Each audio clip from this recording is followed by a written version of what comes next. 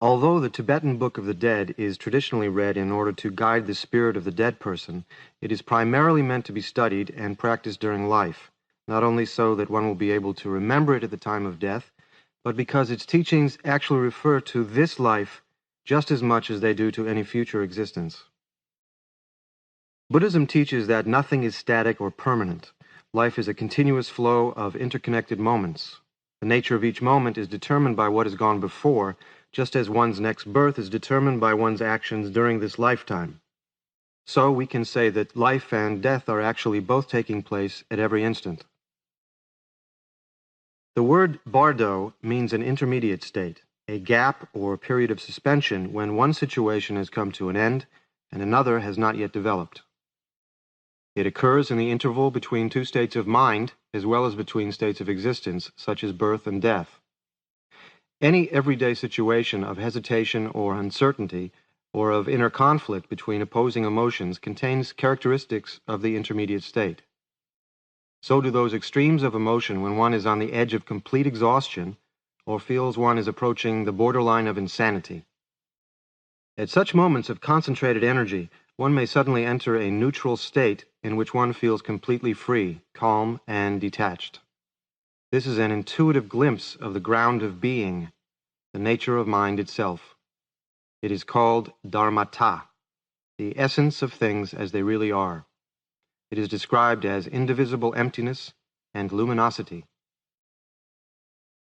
Just before death, a dying person's consciousness becomes progressively more and more detached from the external world and from the body, until it is completely concentrated within, and there is an experience of a sense of internal glow or luminosity.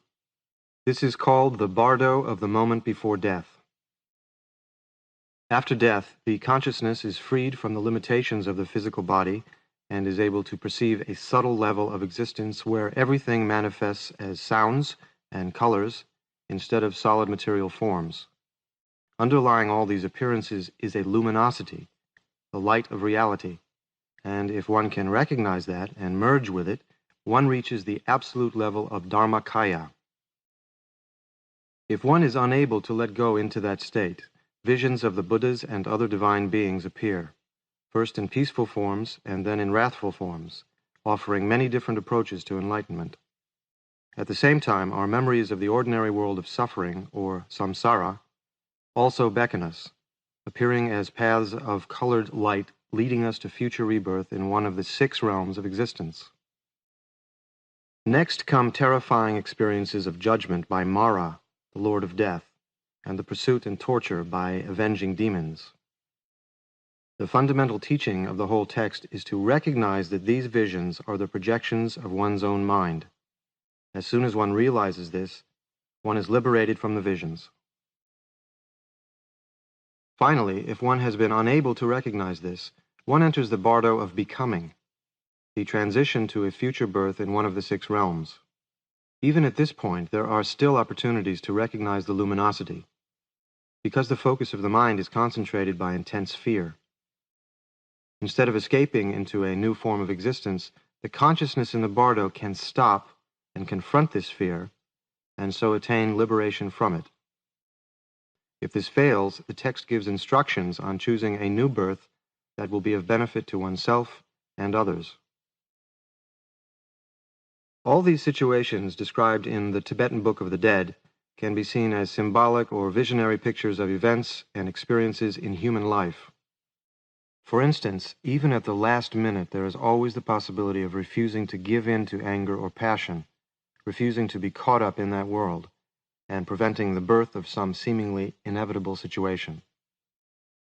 The 6 realms of existence represent both the various states of mind into which our consciousness is continually reborn and the different ways of experiencing the world. They arise from the instinctive emotional reactions to the openness and brilliance of the luminosity. The realm of hell, the lowest of the 6 realms, is the most intense, dominated by aggression, hatred, and anger. Hell can be burning hot, an environment of claustrophobic terror, or icy cold, a frozen isolation that results from pride and resentment towards others. The realm of hungry ghosts develops from greed, a hunger that continually increases and can never be satisfied. Possession brings no pleasure to the hungry ghost, only searching and grasping matter, so there is a sense of endless frustration and disappointment, even though one is surrounded by food and wealth. The animal realm arises from ignorance. It is a deliberate turning away, playing deaf and dumb so as to avoid the brilliant light of reality. It can create a comfortable, predictable way of life, but one that is also very mechanical and without any sense of humor, unable to respond to the unexpected or the unknown. The human realm is based on passion and enjoyment. It contains qualities of exploration, striving, and creativity that may lead to success and fulfillment, but also suspicion and doubt that continually undermine the sense of achievement. The realm of the jealous gods is based on a fundamental sense of jealousy or envy, as though the very existence of others is a threat to one's own survival. Here, no relationship is possible without intrigue. One must always be on one's guard against hidden enemies and on the watch for opportunities to win, either by diplomacy or superior strength. The realm of gods develops from pride, an instinctive self-consciousness which arises when faced with the impersonal openness of the luminosity. It is the highest realm of self-development, pleasure, and peace, with the feeling that one is invincible and immortal. We can easily recognize in these 6 realms the familiar psychological states of daily life, but at the same time we always possess within us inherent Buddha nature, the latent possibility of enlightenment, which appears as aspects of wisdom or enlightenment corresponding to our particular tendencies.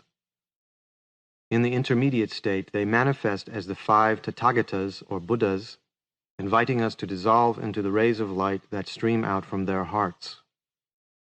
The 5 wisdoms are the liberated energy of enlightenment, but in samsara they are distorted into the 5 negative emotions or poisons.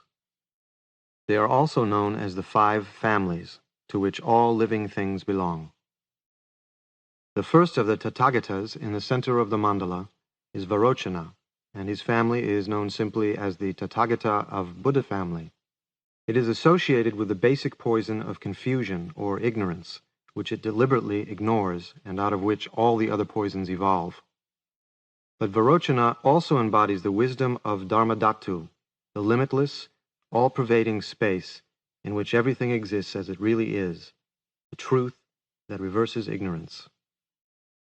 The second Tathagata is Akshobhya, in the eastern side of the mandala. He is the ruler of the Vajra family, whose poison is aggression or hatred. This is transmuted into the mirror-like wisdom which reflects everything calmly and clearly. In the southern side of the mandala is Ratnasambhava, ruler of the Ratna family. Ratna means jewel, and in particular the wish-granting gem which magically grants all desires. So here the poison is pride, resulting from the possession of spiritual or material riches. Its antidote and corresponding wisdom is the wisdom of equality and equanimity. In the west is Amitabha, whose family is Padma, the lotus. The poison of this family is desire or passion, grasping hungrily at everything, and its wisdom is the wisdom of discrimination, which provides the coolness and carefulness that allows for passion to be transformed into compassion. Lastly, in the north is Amoghasiddhi, ruler of the Karma family. Karma means action and is symbolized by a sword or double vajra. Envy is the poison associated with karma, arising from the insatiable ambition that drives this kind of activity, while its enlightened aspect is the wisdom that accomplishes all actions. The Tathagatas embody the transcendent qualities of enlightenment, their absolute existence. They are united with their consorts, the fertile feminine energy, which completes them and allows them to manifest. They are attended by male and female bodhisattvas, which represent the principle of active engagement for the sake of all beings. At first, these deities appear in peaceful form. They simply reveal the existence of enlightenment immovable and invincible, the beginningless and endless state of absolute peace. Such a pure, impersonal state may appear threatening as well as attractive, which leads us into the next vision, the Vidyadharas. The Vidyadharas are simply expressions of the same Buddha nature seen in a different light. They are the essence of communication, the divine form of the Tantric Guru, possessing power over the magical aspects of the universe. They combine elements of both the peaceful and wrathful deities. If we do not respond to the communication of the Vidyadharas, they become transformed into their wrathful manifestations, the Herukas. The basic qualities of the five families continue, but now their energy is expressed in a very dramatic and powerful way. This is the ruthless, unyielding quality of peacefulness, which does not allow any escape. Fundamentally, the quality of the five families is a peaceful state because it is completely stable and nothing can disturb it. The tremendous energy of that peaceful state now manifests itself as wrathful. It is often described as compassionate anger, anger without hatred. These transformations, too, have counterparts in our own lives. As their active energy increases, not only do the possibilities for insight increase, but also the possibility of danger. For instance, psychic experiences and the awareness of the magic of life belong to the realm of the Vidyadharas, while the activity of the Herukas might be felt as an accident or a sudden shock that wakes one up to reality. After the Herukas, a whole crowd of other fierce and terrifying deities appears, each symbolizing a specific quality of enlightenment and carrying out a particular function of the individual consciousness. Again and again we are reminded that these visions come from our mind, and we need only recognize them as our own projections in order to be liberated from them. In the text, it says that all this is meant to remind the dead person of what he has already practiced during his life. But we can still use the essential principles of the teaching to help those who are not familiar with it by opening our minds to them and transmitting our own sense of warmth, stability, and confidence. If one is close to someone who is dying, it is very important to be truthful about what is happening, so that there is complete mutual trust, friendship, and communication. As the person's physical and mental condition deteriorates, he or she develops a higher awareness of the surrounding emotional atmosphere, so that one's own state of mind is extremely important and becomes part of the dying person. It is impossible to know what someone in the intermediate state is going through, or whether you are still having any real contact with a person. But the essential thing is to continue to provide this stable environment so that automatically the consciousness in the Bardo will be attracted to that. When one listens to the Tibetan Book of the Dead, although all the symbolic details are significant, it is not necessary to analyze and remember them all in order to benefit from the text. All these details contribute to overwhelming emotional impressions. Just listening in a relaxed, open, and attentive state of mind will make us receptive to their inner meaning, and we will be able to recognize them as experiences in our own lives and understand their symbolism intuitively. The Tibetan Book of the Dead. Homage to the Gurus, the three Kayas, Amitabha, infinite light, the Dharmakaya, peaceful and wrathful lotus deities, the Sambhogakaya, Padmasambhava, protector of beings, the Nirmanakaya. This great liberation through hearing, the means of liberation in the Bardo for yogins of average capacities, is in three parts: the introduction, the main subject matter, and the conclusion. Firstly, the introduction, the means of liberating human beings. First of all, one should have studied the instructions, which should certainly liberate those of the highest capacities. But if they do not, one should practice the ejection of consciousness, which liberates spontaneously as soon as it is thought of in the Bardo of the moment before death. This should certainly liberate yogins of average capacity, but if it does not, one should strive in this great liberation through hearing in the Bardo of Dharmata. Therefore, the yogin should first examine the sequence of signs of death according to the spontaneous liberation of the signs of death. And when they are definitely completed, he should effect the ejection of consciousness, which liberates spontaneously as soon as it is thought of. If ejection is effected, there is no need to read the liberation through hearing. But if not, it should be read clearly and precisely, close to the dead body.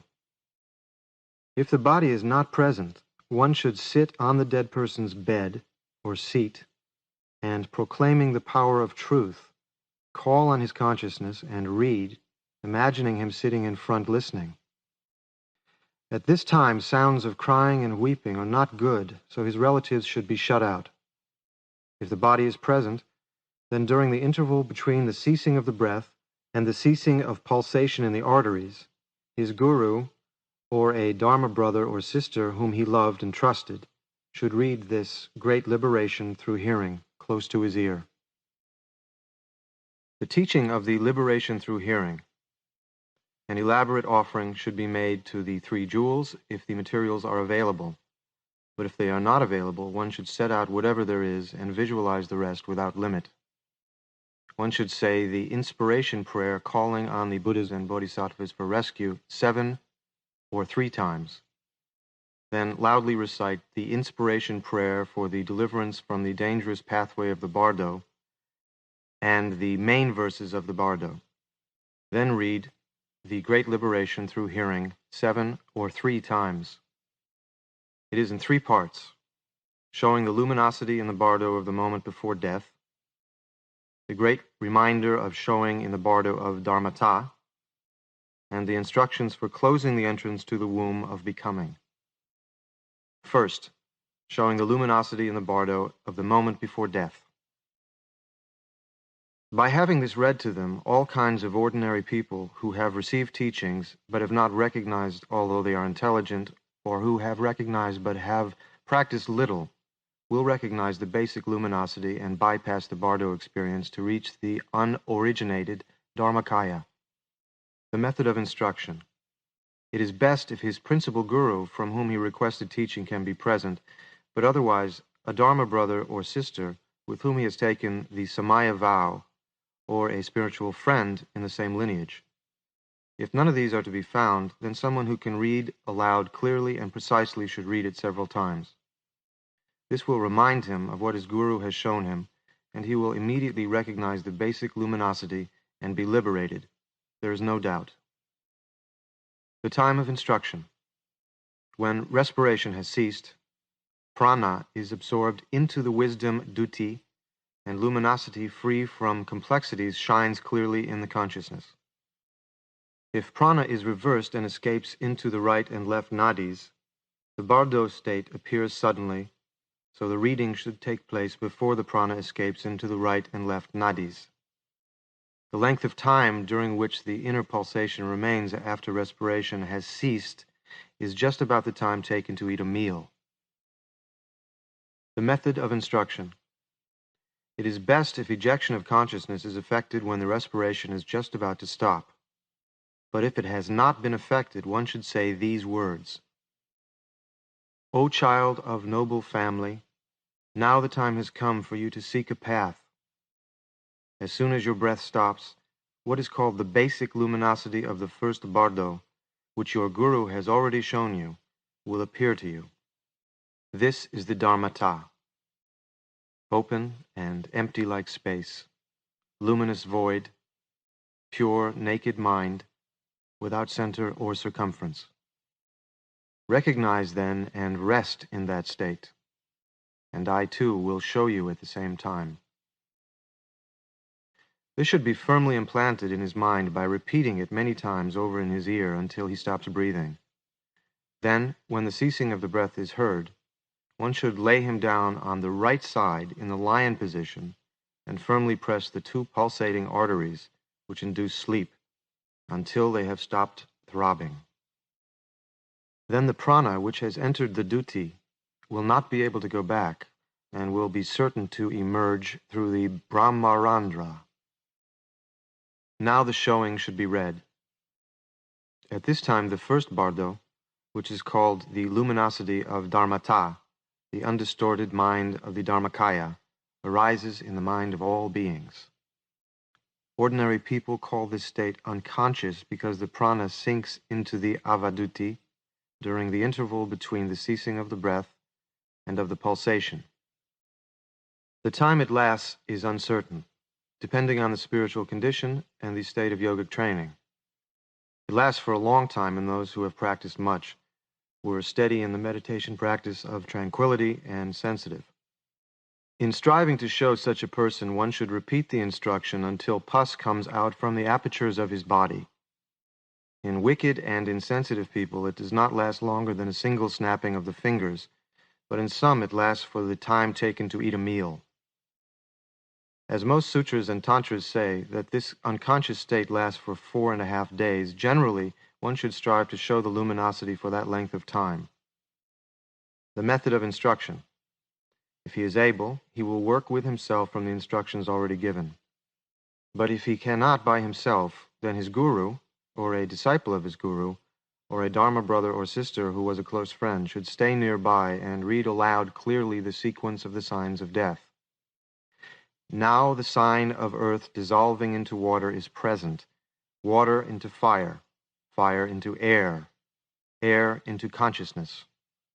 When the sequence is almost completed, he should be encouraged to adopt an attitude like this: O child of noble family, or if he was a guru, O sir, do not let your thoughts wander.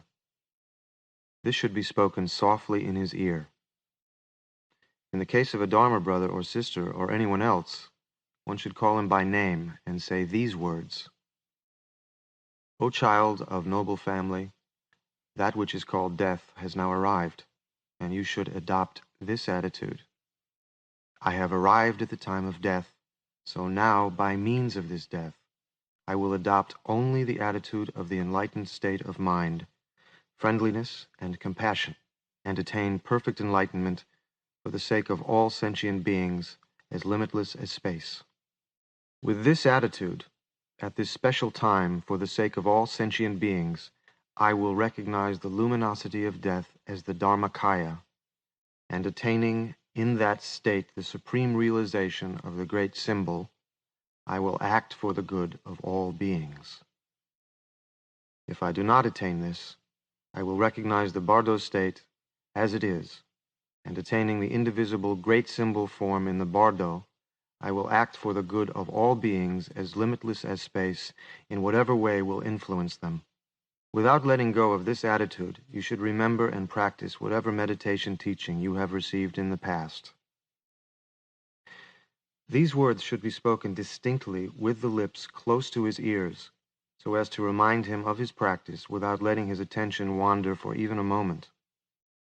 Then, when respiration has completely stopped, one should firmly press the arteries of sleep and remind him with these words, if he was a guru or a spiritual friend higher than oneself: Sir, now the basic luminosity is shining before you. Recognize it and rest in the practice. And one should show all others like this: O child of noble family, listen. Now the pure luminosity of the Dharmata is shining before you. Recognize it. O child of noble family, at this moment your state of mind is by nature pure emptiness. It does not possess any nature whatever, neither substance nor quality such as color, but it is pure emptiness. This is the Dharmata, the female Buddha Samantabhadri. But this state of mind is not just blank emptiness. It is unobstructed, sparkling, pure, and vibrant. This mind is the male Buddha Samantabhadra. These two, your mind, whose nature is emptiness without any substance whatever, and your mind, which is vibrant and luminous, are inseparable. This is the Dharmakaya of the Buddha. This mind of yours is inseparable luminosity and emptiness in the form of a great mass of light. It has no birth or death, therefore it is the Buddha of immortal light. To recognize this is all that is necessary. When you recognize this pure nature of your mind as the Buddha, looking into your own mind is resting in the Buddha mind. This should be repeated 3 or 7 times clearly and precisely. Firstly, it will remind him of what he has previously been shown by his guru. Secondly, he will recognize his own naked mind as the luminosity. And thirdly, Having recognized himself, he will become inseparably united with the Dharmakaya and certainly attain liberation. If he recognizes the first luminosity, he will be liberated. But if it is feared that he has not recognized the first luminosity, then what is called the second luminosity will shine, and that comes when a little more than the time taken to eat a meal has passed after the respiration has ceased. According to good or bad karma, the prana escapes into the right or left nadi and comes out through the apertures of the body, and the consciousness suddenly becomes clear. To say that this lasts for the time taken to eat a meal depends on whether he is sensitive or insensitive, and on whether or not he has practiced. Then his consciousness emerges, and he does not know whether he is dead or not. He will see his relatives gathered there, just as before, and hear their cries. During this time, when the violent, confused projections of karma have not yet appeared, and the terrors of the lords of death have not yet come, the instructions should be given. Here there is a distinction between the perfection stage and the generation stage. If he was working on the perfection stage, one should call his name 3 times and repeat the instructions given above for showing the luminosity. If he was working on the generation stage, one should read aloud the sadhana and description of his yidam, and remind him with these words: O child of noble family, meditate on your yidam and do not be distracted. Concentrate intensely on your yidam. Visualize him as an appearance without substance of his own, like the moon in water. Do not visualize him as having a solid form. If he is an ordinary person, one should show him by saying, meditate on the Lord of great compassion. There is no doubt that those who have not recognized the Bardo will grasp it by being shown in this way. But those who were not adept in meditation, even if they were shown by their guru while they were still alive, will not be able to clarify the Bardo state by themselves, so that their guru or Dharma brother or sister must make it clear. And it is necessary for someone to instruct those who cannot remember during the Bardo of the moment before death because they were confused by serious illness, even though they were adept in meditation. It is also extremely necessary for those who, although they were formerly adept in meditation on this path, may enter into lower existences because they have broken the precepts or because their samaya practice has degenerated. It is best if he understands during the first Bardo, but if he has not understood, his insight is awakened by the reminder in the second Bardo, and he will be liberated. During the second Bardo, his consciousness, which did not know whether he was dead or not, suddenly becomes clear. This is called the pure illusory body. If he understands the teaching at this time, the mother and son dharmatas meet, and he is no longer dominated by karma. Just as the light of the sun overcomes darkness, so the power of karma is overcome by the luminosity of the path, and liberation is attained. This, which is called the second Bardo, flashes before the mental body, and the consciousness is able to hear again just as before. If this instruction is understood at this time, its purpose is fulfilled, and since the confused projections of karma have not yet appeared, he is able to direct himself anywhere. In this way, he is liberated by recognizing the luminosity during the second Bardo, even if he did not recognize the basic luminosity. But if he is not liberated by it, then what is called the third Bardo, the Bardo of Dharmata, arises. The confused projections of karma will appear in the third Bardo, so it is most important that the great showing of the Bardo of Dharmata is read at this time, for it is very powerful and helpful. At this time, his relatives are crying and weeping. His share of food is stopped, his clothes are removed, his bed is taken to pieces, and so on. He can see them, but they cannot see him. And he can hear them calling him, but they cannot hear him calling them, so he goes away in despair. 3 phenomena will appear at this time: sounds, colored lights, and rays of light, and he will grow faint with fear, terror, and bewilderment. So at this moment, the great showing of the Bardo of Dharmata should be read.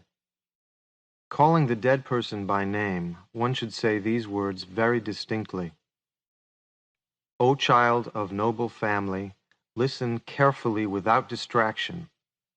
There are 6 Bardo states: the Bardo of birth, the Bardo of dreams, the Bardo of samadhi meditation, the Bardo of the moment before death, the Bardo of Dharmata, and the Bardo of becoming. O child of noble family, you will experience 3 Bardo states: the Bardo of the moment before death, the Bardo of Dharmata, and the Bardo of becoming. Of these 3, the luminosity of Dharmata in the Bardo of the moment before death shone until yesterday, but you did not recognize it, and so you had to wander here. Now you will experience the Bardo of Dharmata and the Bardo of becoming. So recognize what I will show you without distraction. O child of noble family, now what is called death has arrived. You are not alone in leaving this world. It happens to everyone. So do not feel desire and yearning for this life. Even if you feel desire and yearning, you cannot stay. You can only wander in samsara. Do not desire, do not yearn. Remember the 3 jewels. O child of noble family, whatever terrifying projections appear in the Bardo of Dharmata, do not forget these words, but go forward, remembering their meaning. The essential point is to recognize with them. Now when the Bardo of Dharmata dawns upon me, I will abandon all thoughts of fear and terror.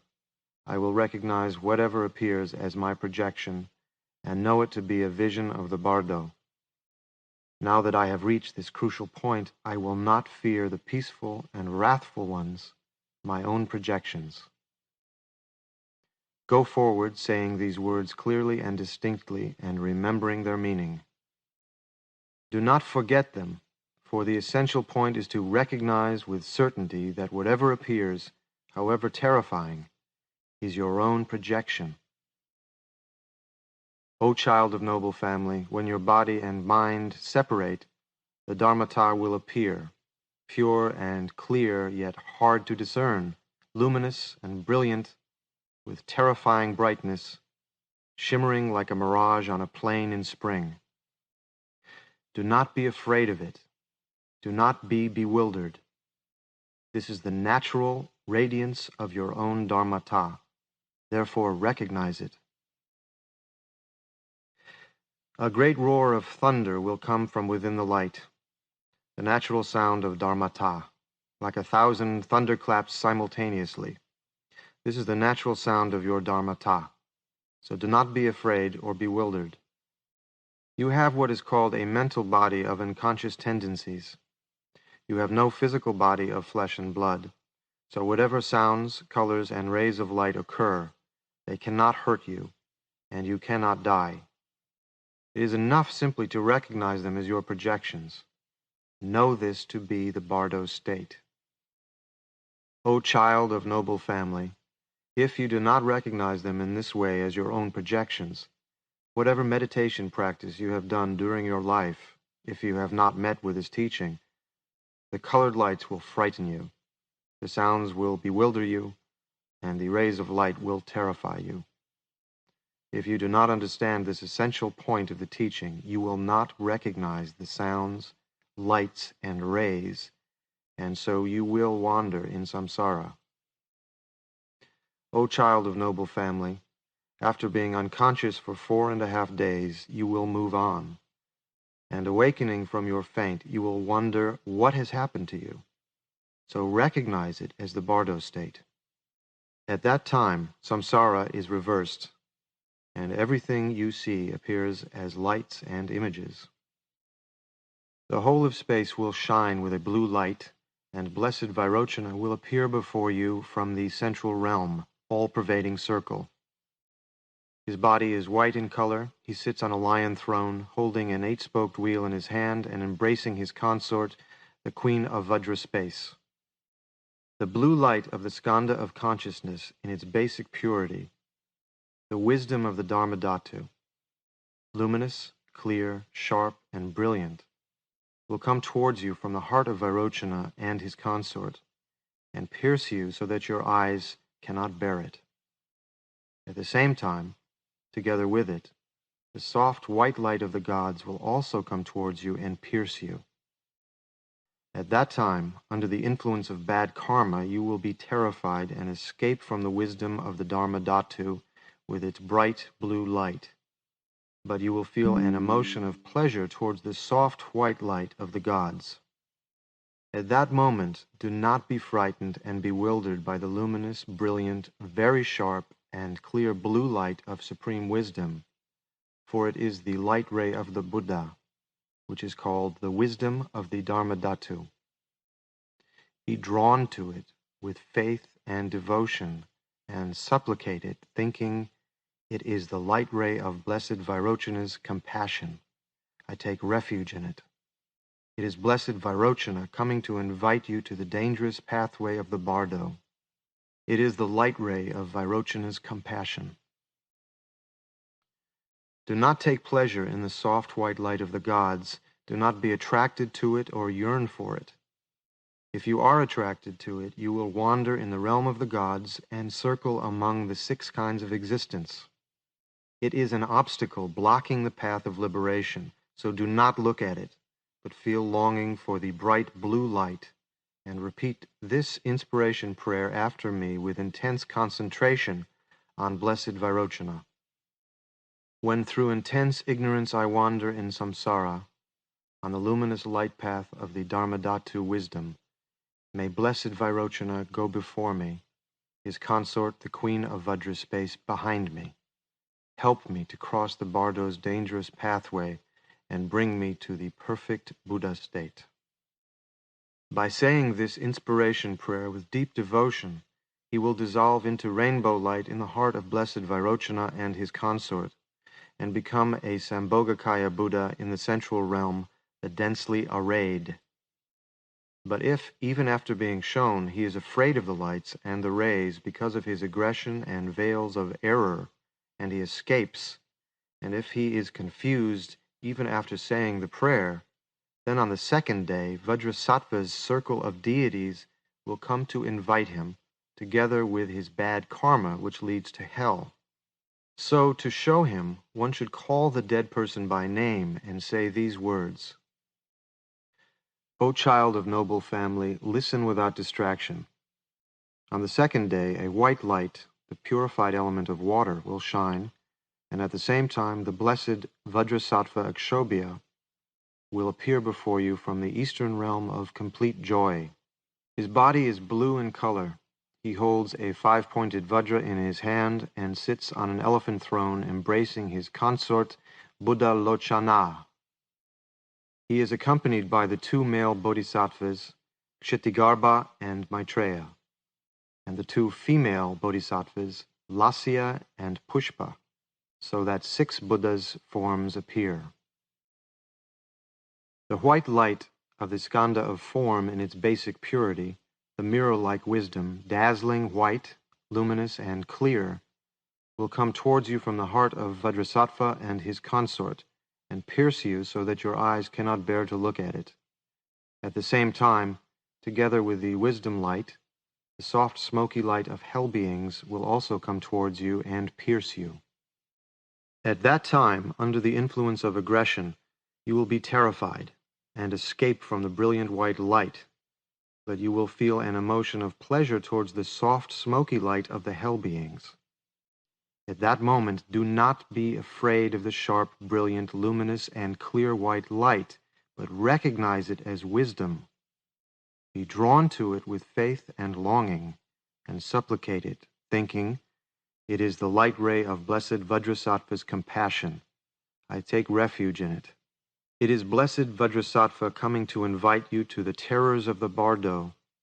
It is the light ray hook of Vajrasattva's compassion, so feel longing for it. Do not take pleasure in the soft, smoky light of the hell beings. This is the inviting path of the veils of error accumulated by your violent aggression. If you are attracted to it, you will fall down into hell and sink into the muddy swamp of unbearable suffering from which there is never any escape. It is an obstacle blocking the path of liberation, so do not look at it, but give up aggression. Do not be attracted to it. Do not yearn for it. Feel longing for the luminous, brilliant, white light and say this inspiration prayer with intense concentration on Blessed Vajrasattva. Yet even after being shown in this way, some people are afraid of the light ray hook of compassion because of their pride and veils of error, and they escape. So then on the third day, Blessed Ratnasambhava's circle of deities will come to invite them, together with the light path to the human realm. So to show him again, one should call the dead person by name and say these words. O child of noble family, listen without distraction.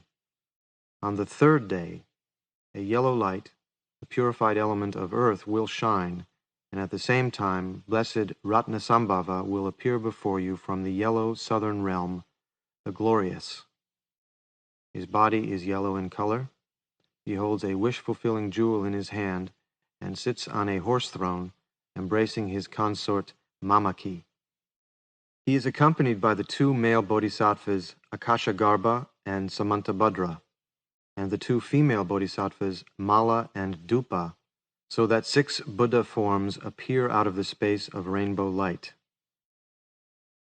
The yellow light of the skanda of feeling in its basic purity, the wisdom of equality, brilliant yellow, adorned with discs of light, luminous and clear, unbearable to the eyes, will come towards you from the heart of Ratnasambhava and his consort and pierce your heart so that your eyes cannot bear to look at it.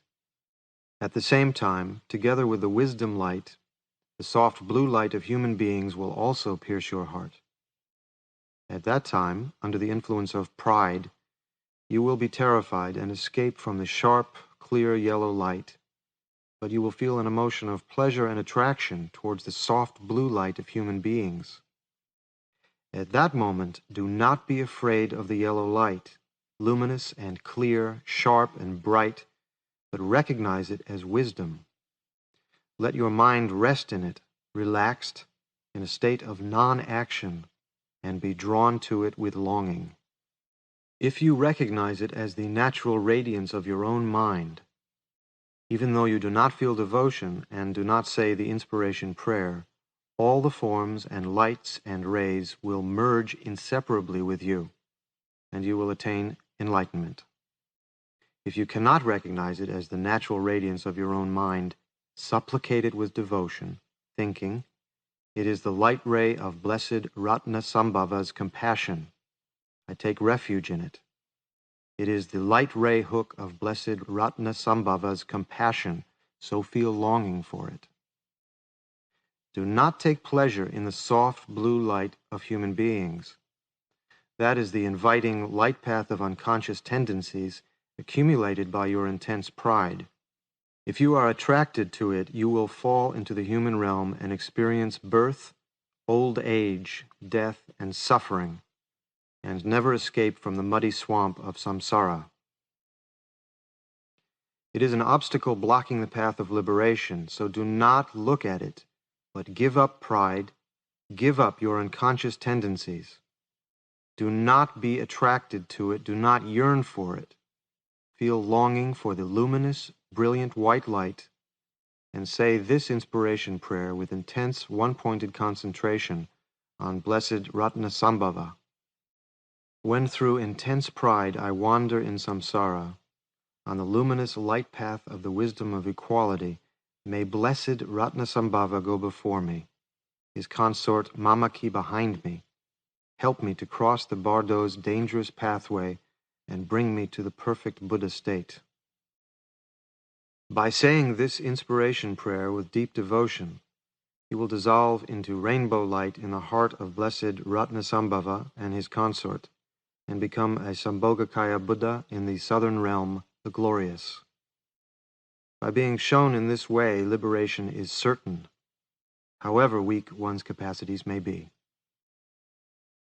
Yet, even after being shown like this many times, there are people whose good opportunities have run out, such as those who have done great evil or let their samaya practice degenerate, who will not recognize.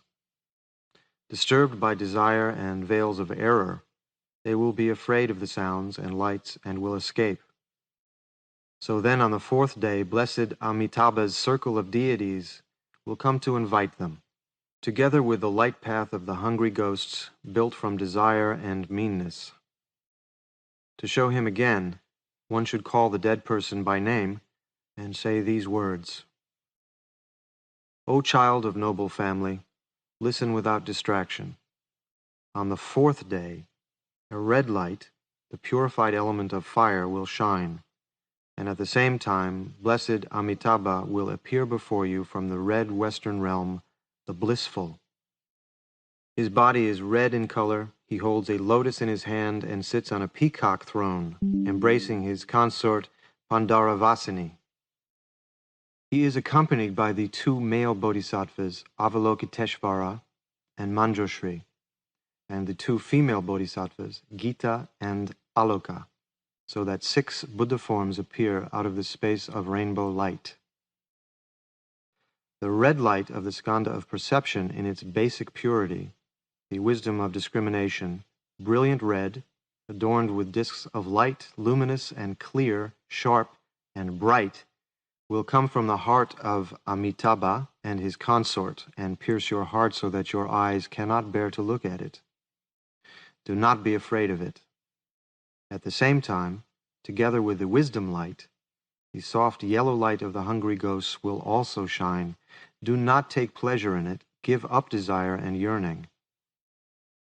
At that time, under the influence of intense desire, you will be terrified and escape from the sharp, bright red light. But you will feel pleasure and attraction towards the soft yellow light of the hungry ghosts. At that moment, do not fear the red light, sharp and brilliant, luminous and clear, but recognize it as wisdom. Let your mind rest in it, relaxed, in a state of non-action. Be drawn to it with faith and longing.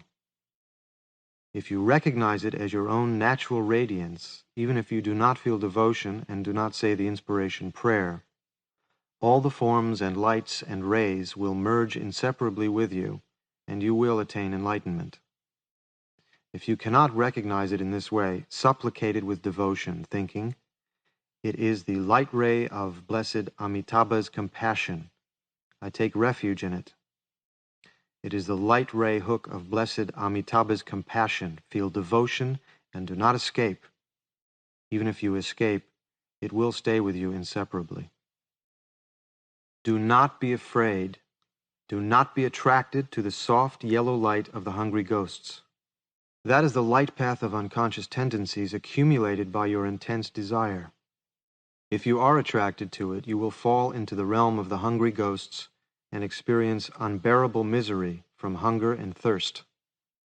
It is an obstacle blocking the path of liberation, so do not be attracted to it, but give up your unconscious tendencies. Do not yearn for it. Feel longing for the luminous, brilliant red light, and say this inspiration prayer with intense, one-pointed concentration on blessed Amitabha and his consort. When through intense desire I wander in samsara, on the luminous, light path of discriminating wisdom, may blessed Amitabha go before me, his consort Pandaravasini behind me, and help me to cross the Bardo's dangerous pathway and bring me to the perfect Buddha state. By saying this inspiration prayer with deep devotion, he will dissolve into rainbow light in the heart of blessed Amitabha, infinite light, with his consort, and become a Sambhogakaya Buddha in the Western realm, the blissful. It is impossible not to be liberated by this. Yet even after being shown in this way, sentient beings cannot give up their unconscious tendencies because of long habituation, and under the influence of envy and evil karma, they are afraid of the sounds and lights. They are not caught by the light ray hook of compassion, but wander downwards to the 5th day of the Bardo state. So then blessed Amoghasiddhi's circle of deities with their light rays of compassion will come to invite them, and the light path of the jealous gods, built from the emotion of envy, will also invite them. Then to show him again, one should call the dead person by name and say these words: O child of noble family, listen without distraction. On the 5th day, a green light, the purified element of air, will shine, and at the same time, blessed Amoghasiddhi, Lord of the Circle, will appear before you from the green northern realm accumulated actions. His body is green in color. He holds a double vajra in his hand and sits on a throne of shang-shang birds soaring in the sky, embracing his consort Samayatara. He is accompanied by the 2 male bodhisattvas Vajrapani and Sarva Nivarna Vishkambin, and the 2 female bodhisattvas Ganda and Naividya, so that 6 Buddha forms appear out of the space of rainbow light. The green light of the skanda of concept in its basic purity, the action-accomplishing wisdom, brilliant green, luminous and clear, sharp and terrifying, adorned with discs of light, will come from the heart of Amoghasiddhi and his consort, and pierce your heart so that your eyes cannot bear to look at it. Do not be afraid of it. It is the spontaneous play of your own mind. So rest in the supreme state, free from activity and care, in which there is no near or far, love or hate. At the same time, together with the wisdom light, the soft red light of the jealous gods caused by envy will also shine on you. Meditate so that there is no difference between love and hate. But if your intelligence is weak, then simply do not take pleasure in it. At that time, under the influence of intense envy, you will be terrified and escape from the sharp, brilliant green light, but you will also feel pleasure and attraction towards the soft red light of the jealous gods. At that moment, do not be afraid of the green light, sharp and brilliant, luminous and clear, but recognize it as wisdom. Let your mind rest in it, relaxed, in a state of non-action, and supplicate it with devotion, thinking, it is the light ray of blessed Amoghasiddhi's compassion. I take refuge in it. It is the light ray hook of blessed Amoghasiddhi's compassion, called the action-accomplishing wisdom, so long for it and do not escape. Even if you escape, it will stay with you inseparably. Do not be afraid of it. Do not be attracted to the soft red light of the jealous gods. That is the inviting path of karma accumulated by your intense envy. If you are attracted to it, you will fall into the realm of the jealous gods and experience unbearable misery from fighting and quarreling. It is an obstacle blocking the path of liberation, so do not be attracted to it, but give up your unconscious tendencies.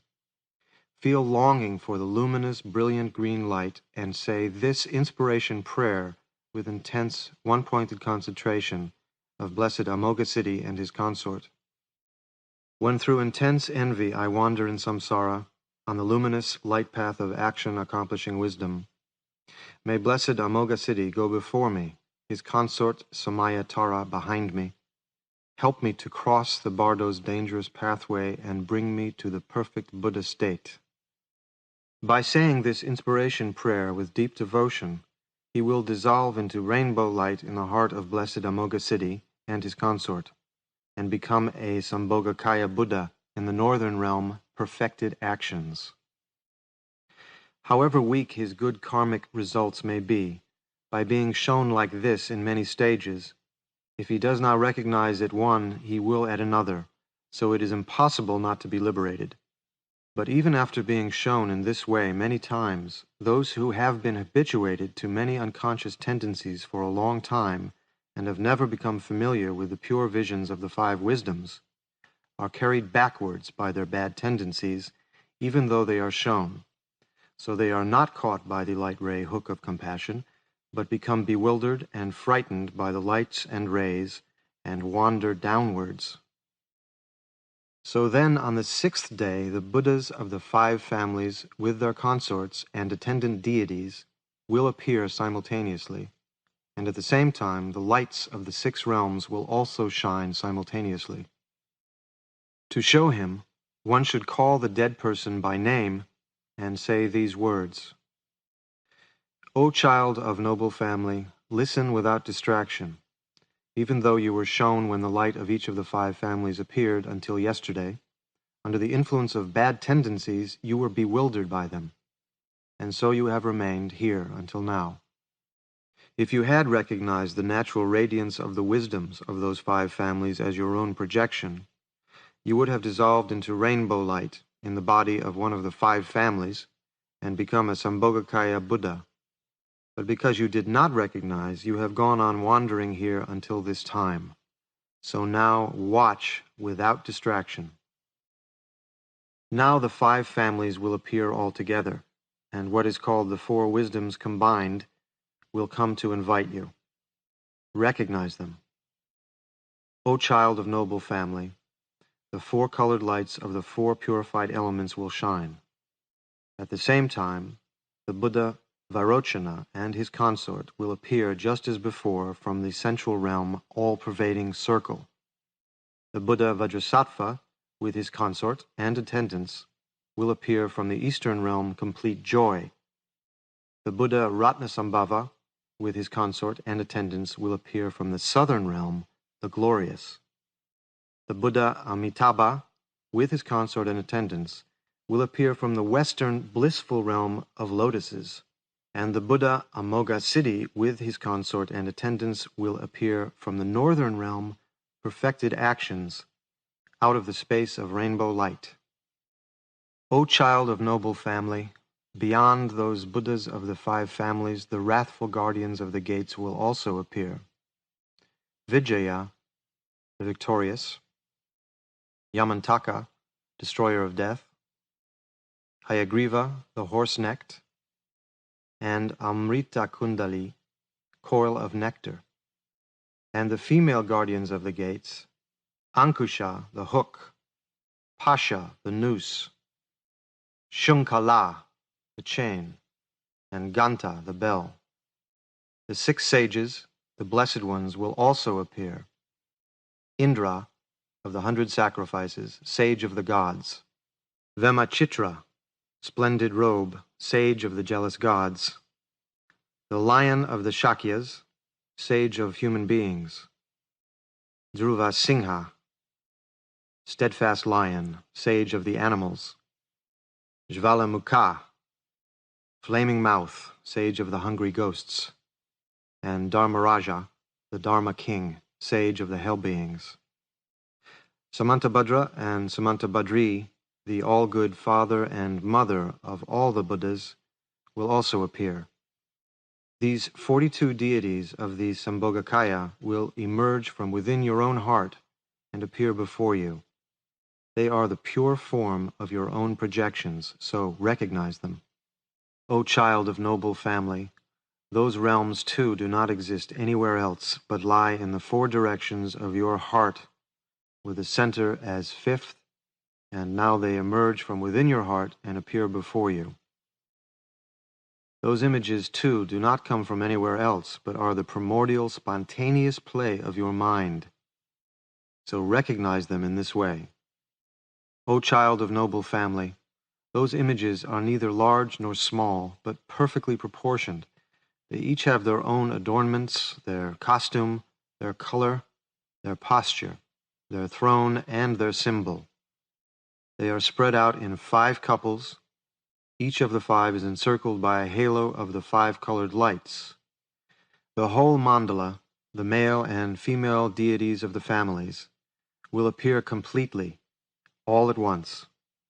Recognize them, for they are your yidams. O child of noble family, from the heart of those Buddhas of the 5 families and their consorts, the light rays of the 4 wisdoms will each shine upon your heart very fine and clear, like sunbeams stretched out. First the wisdom of the Dharmadhatu, a cloth of luminous white light rays, brilliant and terrifying, will shine upon your heart from the heart of vajrayana. In this cloth of light rays, a sparkling white disk will appear, very clear and bright, like a mirror facing downwards, adorned with 5 disks like itself, ornamented with disks and smaller disks, so that it has no center or circumference. From the heart of Vajrasattva, on the luminous blue cloth of the mirror-like wisdom, will appear a blue disk like a turquoise bowl, face downwards, adorned with disks and smaller disks. From the heart of Ratnasambhava, on the luminous yellow cloth of the wisdom of equality, will appear a yellow disk like a golden bowl, face downwards, adorned with disks and smaller disks. From the heart of Amitabha, on the luminous red cloth of the wisdom of discrimination, will appear a sparkling red disk like a coral bowl, face downwards, shining with the deep light of wisdom, very clear and bright, adorned with 5 disks like itself, ornamented with disks and smaller disks, so that it has no center or circumference. They too will shine upon your heart. O child of noble family, these also have arisen out of the spontaneous play of your own mind. They have not come from anywhere else. So do not be attracted to them, do not fear them, but stay relaxed in a state free from thought. In that state, all the images and light rays will merge with you, and you will attain enlightenment. O child of noble family, the green light of action-accomplishing wisdom does not appear because the energy of your wisdom is not yet fully matured. O child of noble family, this is called the experience of the 4 wisdoms combined, the passageway of Vajrasattva. At this time, remember your Guru's previous teachings on the showing. If you remember the meaning of the showing, you will have faith in your earlier experiences, and so you will recognize them, like the meeting of mother and son, or like seeing old friends again.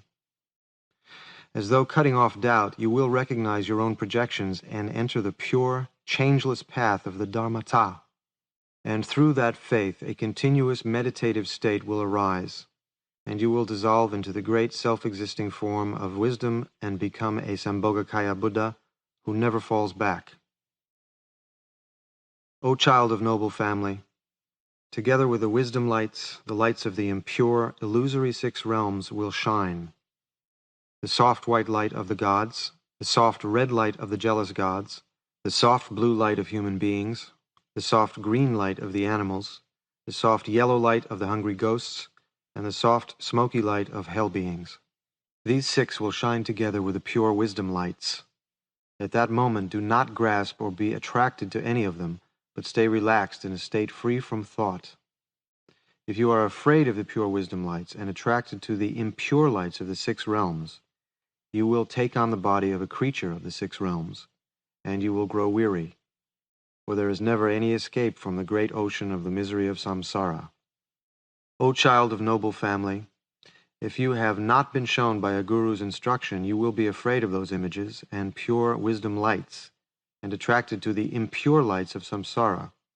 Do not do so, but feel devotion to the pure wisdom lights, sharp and brilliant. Think with devotion, the light rays of the wisdom and compassion of the Blessed Ones, the Buddhas of the 5 families, have come to seize me with compassion. I take refuge in them. Do not be attracted to the lights of the 6 realms of illusion. Do not yearn for them, but say this inspiration prayer with intense, one-pointed concentration on the Buddhas of the 5 families and their consorts. When through the 5 poisons I wander in samsara, on the luminous light path of the 4 wisdoms combined, may the conquerors, the 5 families, go before me, the consorts of the 5 families behind me. Save me from the light paths of the 6 impure realms. Help me to cross the Bardo's dangerous pathway and bring me to the 5 pure Buddha realms. By saying this inspiration prayer, the superior person recognizes his own projections, and merging with non-duality becomes a Buddha. The average person recognizes himself through intense devotion and attains liberation. Even the inferior person prevents rebirth in the 6 realms by the purifying power of the prayer, and understanding the meaning of the four wisdoms combined, attains enlightenment by the passageway of Vajrasattva. By being shown clearly and precisely in this way, many sentient beings will recognize and be liberated. But some, such as inferior people in uncivilized places and wicked people who have no experience of Dharma at all, and those who have let their samaya practice degenerate, are confused by their karma and do not recognize even when they are shown, but wander downwards. So on the seventh day, the Vidyadharas will come from the pure realm of space to invite them, and at the same time the light path of the animals produced from the emotion of ignorance will also meet them. At that time, to show him again, one should call the dead person by name and say these words: O child of noble family, listen without distraction. On the seventh day a pure, many-colored light will shine in your unconscious mind, and the Vidyadharas will come from the pure realm of space to invite you. In the center of the mandala, filled with rainbow light, he who is called the unsurpassable, fully developed Vidyadhara, Lotus Lord of the Dance, will appear, his body bright with the five colors, embracing his consort the red Dakini, dancing with a crescent knife and a skull full of blood, gesturing and gazing at the sky. From the east of the mandala, he who is called the Vidyadhara established in the stages will appear, white in color, with a radiant, smiling face, embracing his consort, the white Dakini, dancing with a crescent knife and his skull full of blood, gesturing and gazing at the sky. From the south of the mandala, he who is called the Lord of Life, Vidyadhara, will appear, yellow in color, with beautiful form, embracing his consort, the yellow Dakini, dancing with a crescent knife and a skull full of blood, gesturing and gazing at the sky. From the west of the mandala, he who is called the Great Symbol, Vidyadhara, will appear, red in color, with a radiant smiling face, embracing his consort, the red Dakini, dancing with a crescent knife and a skull full of blood, gesturing and gazing at the sky. From the north of the mandala, he who is called the Spontaneously Arisen Vidyadhara will appear, green in color, his expression both angry and smiling, embracing his consort, the green Dakini, dancing with a crescent knife and a skull full of blood, gesturing and gazing at the sky. Beyond these Vidyadharas will appear countless crowds of Dakinis, Dakinis of the 8 charnel grounds, Dakinis of the 4 families, Dakinis of the 3 worlds, Dakinis of the 10 directions, Dakinis of the 24 places of pilgrimage, male and female warriors and servants, and all the male and female protectors of Dharma, wearing the 6 bone ornaments with drums, thigh-bone trumpets, skull drums, banners made from the skins of youths, canopies made from human skin, ribbons of human skin, and incense made from human flesh, with countless different kinds of musical instruments, filling all the regions of the universe so that they rock and tremble and shake, making all the instruments vibrate with music so as to split one's head. Dancing various dances, they will come to invite those who have kept the Samaya practice and to punish those who have let it degenerate. O child of noble family, in the realm of the unconscious, the pure innate wisdom, shining with the 5 colored lights like colored threads twisted together, flashing, vibrating, shimmering, luminous and clear, sharp and terrifying, will come from the hearts of the 5 Vidyadhara lords and pierce your heart so that the eye cannot bear it. At the same time, the soft green light of the animals will also shine together with the wisdom light. At that time, under the influence of confusion caused by unconscious tendencies, you will be afraid and escape from the 5-colored light, but you will be attracted to the soft light of the animals.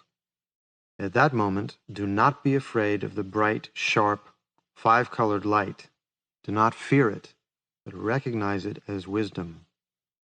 From within the light, all the spontaneous sounds of the Dharma will come like the roar of 1,000 thunderclaps. It rolls and thunders and resounds with war cries and the penetrating sound of wrathful mantras. Do not be afraid of it. Do not escape. Do not fear. Recognize it as the play of your mind, your own projection. Do not be attracted to the soft green light of the animals. Do not yearn for it. If you are attracted to it, you will fall into the animal realm of ignorance and experience the extreme suffering of stupidity, dumbness, and slavery from which there is no escape. So do not be attracted to it. Feel longing for the clear, bright light of the 5 colors, and concentrate one-pointedly on the blessed Vidyadharas, the divine teachers, thinking, "These Vidyadharas with the warriors and Dakinis have come to invite me to the pure realm of space. Please all give thought to sentient beings like me who have not gathered merit and have not been caught, although until today the light rays of compassion of so many deities of the 5 families of Buddhas of past, present, and future reached out. Alas for one like me! Now, all you Vidyadharas, do not let me go any lower than this, but grasp me with your hooks of compassion and pull me up quickly to the pure realm of space." With intense, one-pointed concentration, say this inspiration prayer. May the divine Vidyadharas think of me, and with great love lead me on the path. When through intense tendencies I wander in samsara on the luminous light path of the innate wisdom, may Vidyadharas and warriors go before me, their consorts the Dakinis behind me. Help me to cross the Bardo's dangerous pathway and bring me to the pure realm of space. By saying this inspiration prayer with deep devotion, he will dissolve into rainbow light in the heart of the divine Vidyadharas and be born in the pure realm of space. There is no doubt. All the types of spiritual friends, too, recognize as a result of this and are all liberated. Even those with bad unconscious tendencies are certainly liberated here. The end of the first part of the Great Liberation through Hearing, showing the luminosity during the Bardo at the moment before death, and showing during the peaceful Bardo of the Dharmata. Iti samaya gya gya gya.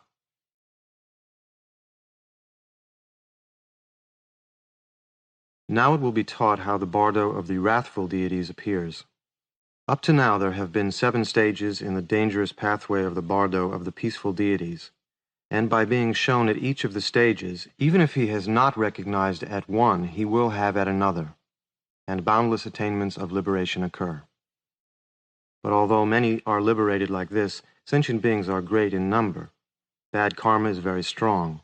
The veils of error are heavy and thick. The unconscious tendencies last for a long time, and this cycle of confusion and ignorance neither wears out nor increases. So there are many who are not liberated, but wander downwards, although they have been shown accurately in this way. So then, after the meeting by the peaceful deities and the Vidyadharas and Dakinis is over, the 58 blazing, blood-drinking, wrathful deities will appear, transformed from the previous peaceful deities. But now they are not like they were before. This is the Bardo of the wrathful deities, so one is overpowered by intense fear and it becomes more difficult to recognize. The mind has no self-control and feels faint and dizzy, but if there is a little recognition, liberation is easy, because with the arising of overwhelming fear, the mind has no time to be distracted, and so it concentrates one-pointedly. If one does not meet with this kind of teaching now, even an ocean of learning will be of no use.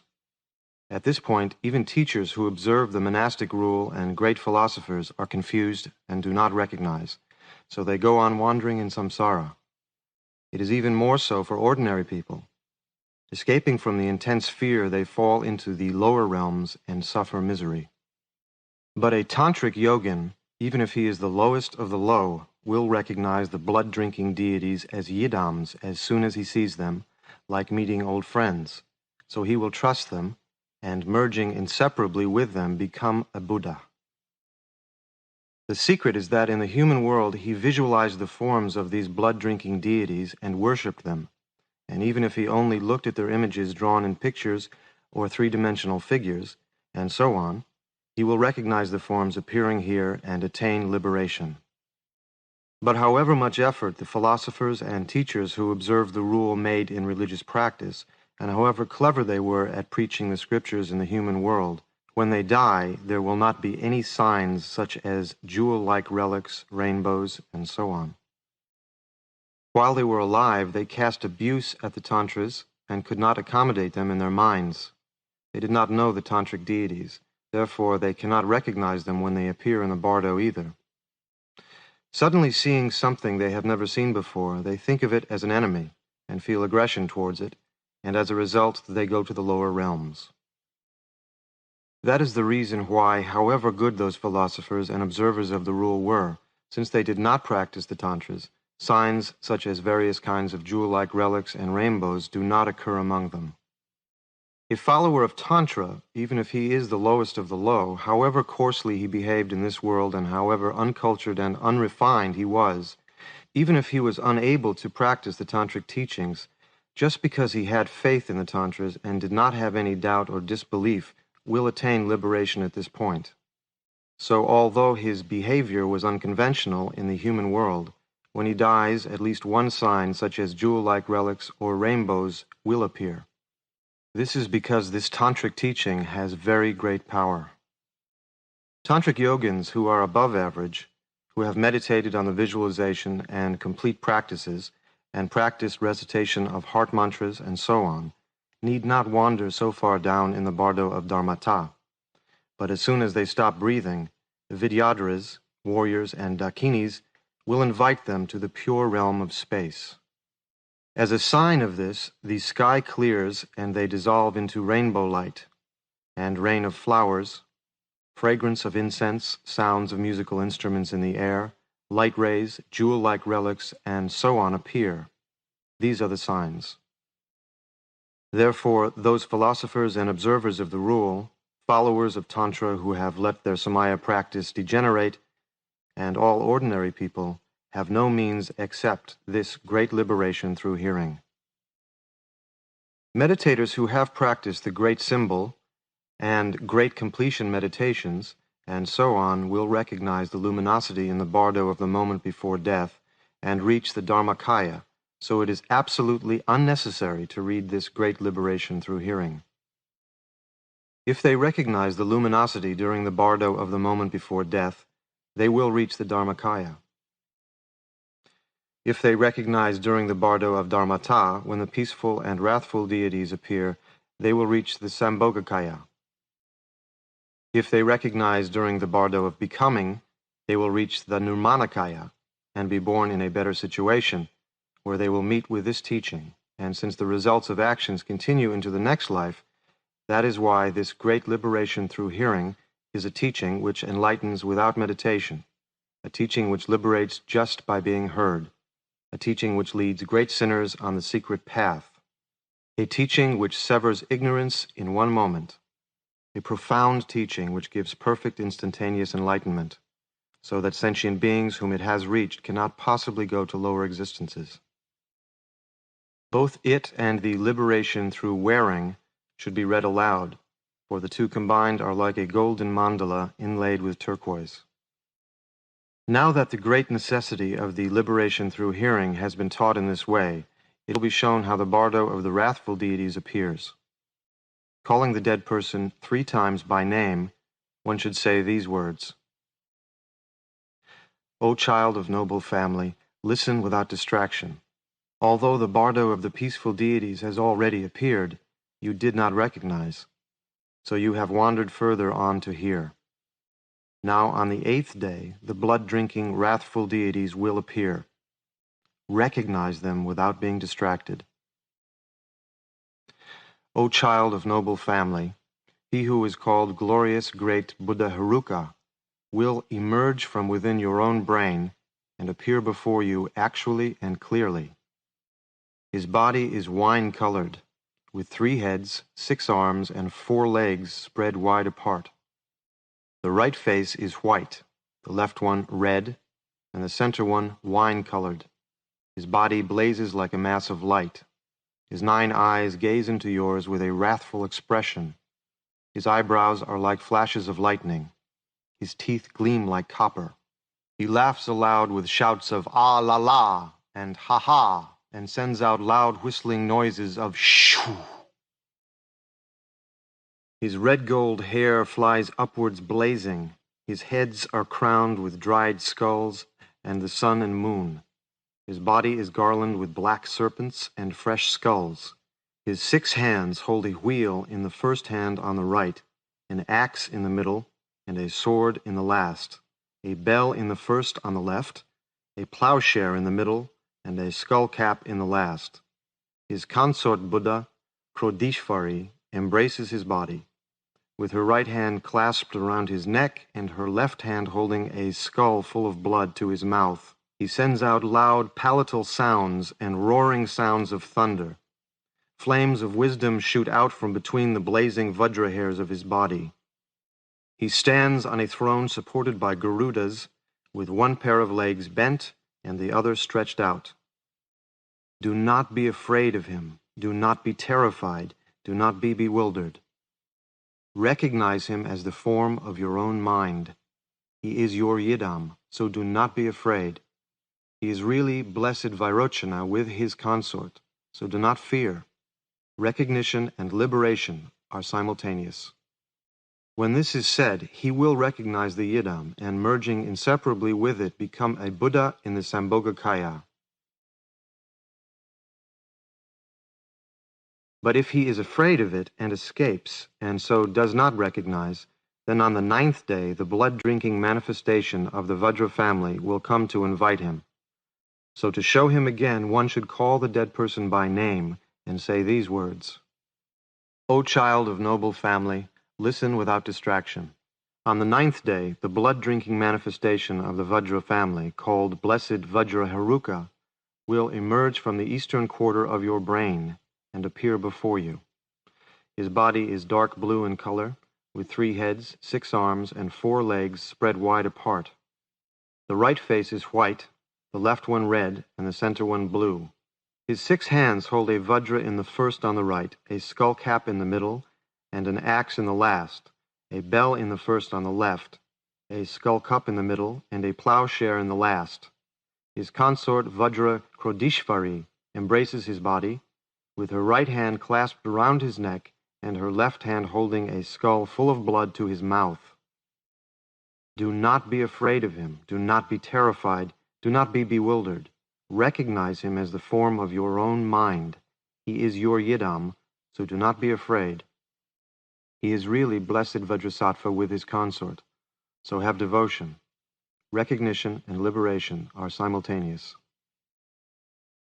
When this is said, he will recognize the yidam, and merging inseparably with it, become a Buddha in the Sambhogakaya. But if those whose karmic darkness is great are afraid of it and escape, and so do not recognize, then on the 10th day, the blood-drinking manifestation of the Ratna family will come to invite them. So to show him again, one should call the dead person by name and say these words. O child of noble family, listen without distraction. On the 10th day, the blood-drinking manifestation of the Ratna family, called Blessed Ratnaharuka, will appear before you from the southern quarter of your brain. His body is dark yellow in color, with 3 heads, 6 arms, and 4 legs spread wide apart.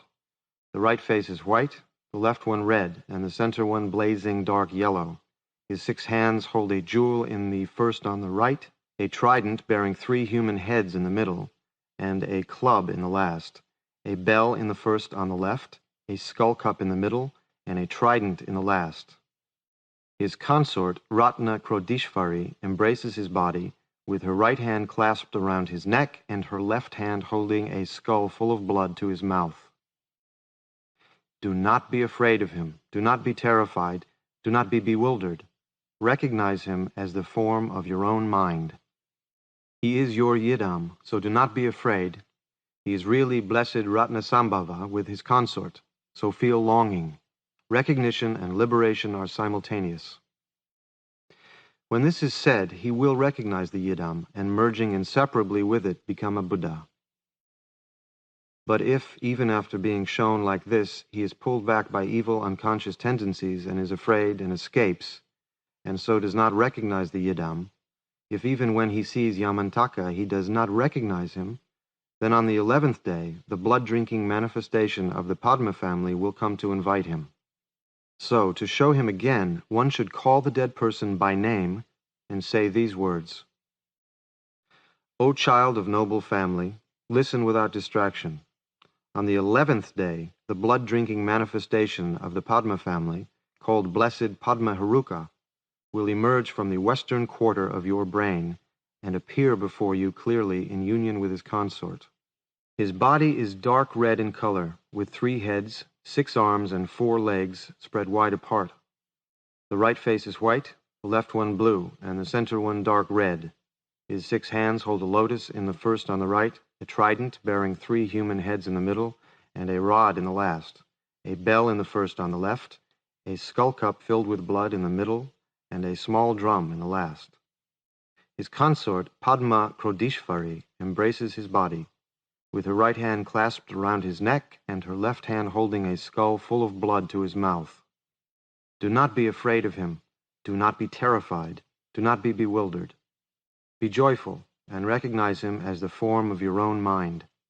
He is your Yidam, so do not be afraid. Do not be terrified. He is really blessed Amitabha with his consort, so feel longing. Recognition and liberation are simultaneous. When this is said, he will recognize it to be the Yidam, and merging inseparably with it become a Buddha. But if, even after being shown like this, he is pulled back by evil unconscious tendencies, and is afraid and escapes, and so cannot recognize the Yidam, then on the 12th day the blood-drinking manifestations of the Karma family will come, with the Gauris, Pishachis, and Yoginis to invite him. If he does not recognize, he will be afraid, so to show him again one should call the dead person by name and say these words: O child of noble family, listen without distraction. When the 12th day has come, the blood-drinking manifestation of the Karma family, called Blessed Karma Haruka, will emerge from the northern quarter of your brain and appear before you clearly in union with his consort. His body is dark green in color, with 3 heads, 6 arms, and 4 legs spread wide apart. The right face is white, the left one red, and the center one majestic, dark green.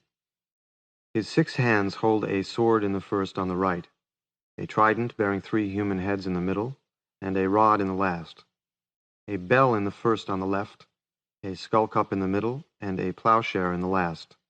His consort, Karma Krodishvari, embraces his body, with her right hand clasped around his neck and her left hand holding a skull full of blood to his mouth. Do not be afraid of him. Do not be terrified. Do not be bewildered. Recognize him as the form of your own mind. He is your Yidam, so do not be afraid. He is really blessed Amoghasiddhi with his consort, so feel intense devotion. Recognition and liberation are simultaneous. When this is said, he will recognize the Yidam, and merging inseparably with it become a Buddha.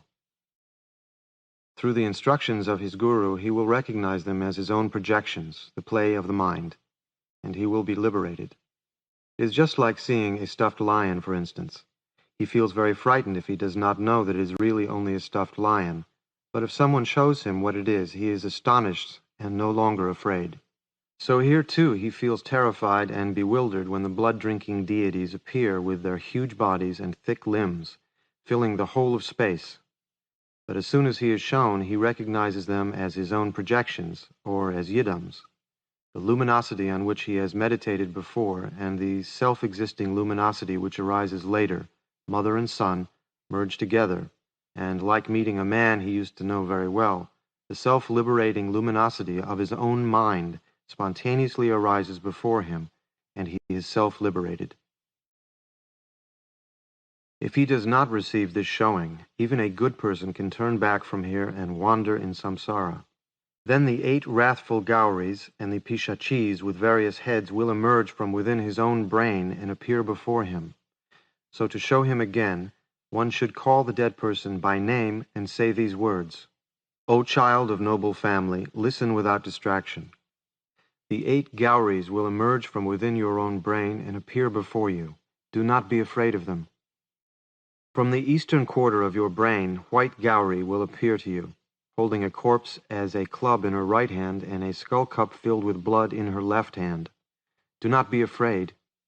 From the south, yellow Gauri, shooting an arrow from a bow. From the west, red Pramoha, holding a sea monster banner. From the north, black Vetali, holding a vajra and a skull cup filled with blood. From the southeast, orange Pukasi, holding entrails in her right hand and eating them with her left. From the southwest, dark green Gasmari, drinking from a skull cup filled with blood, which she holds in her left hand and stirs with a vajra in her right hand. From the northwest, pale yellow Chandali, tearing a head and body apart, holding the heart in her right hand and eating the body with her left. From the northeast, dark blue Shmashani, tearing a head and body apart and eating. These 8 Gauris of the directions, surrounding the 5 blood-drinking Harukas, will emerge from within your own brain and appear before you. Do not be afraid of them. O child of noble family, listen without distraction. After them in turn, the 8 Pishachis of the holy places will emerge and appear before you. From the east, Singamukha, wine-colored, lion-headed, with her 2 hands crossed on her breast, holding a corpse in her mouth and tossing her mane. From the south, Vyagrimukha, red, tiger-headed, with her 2 arms crossed pointing downwards, her eyes staring and her teeth snarling.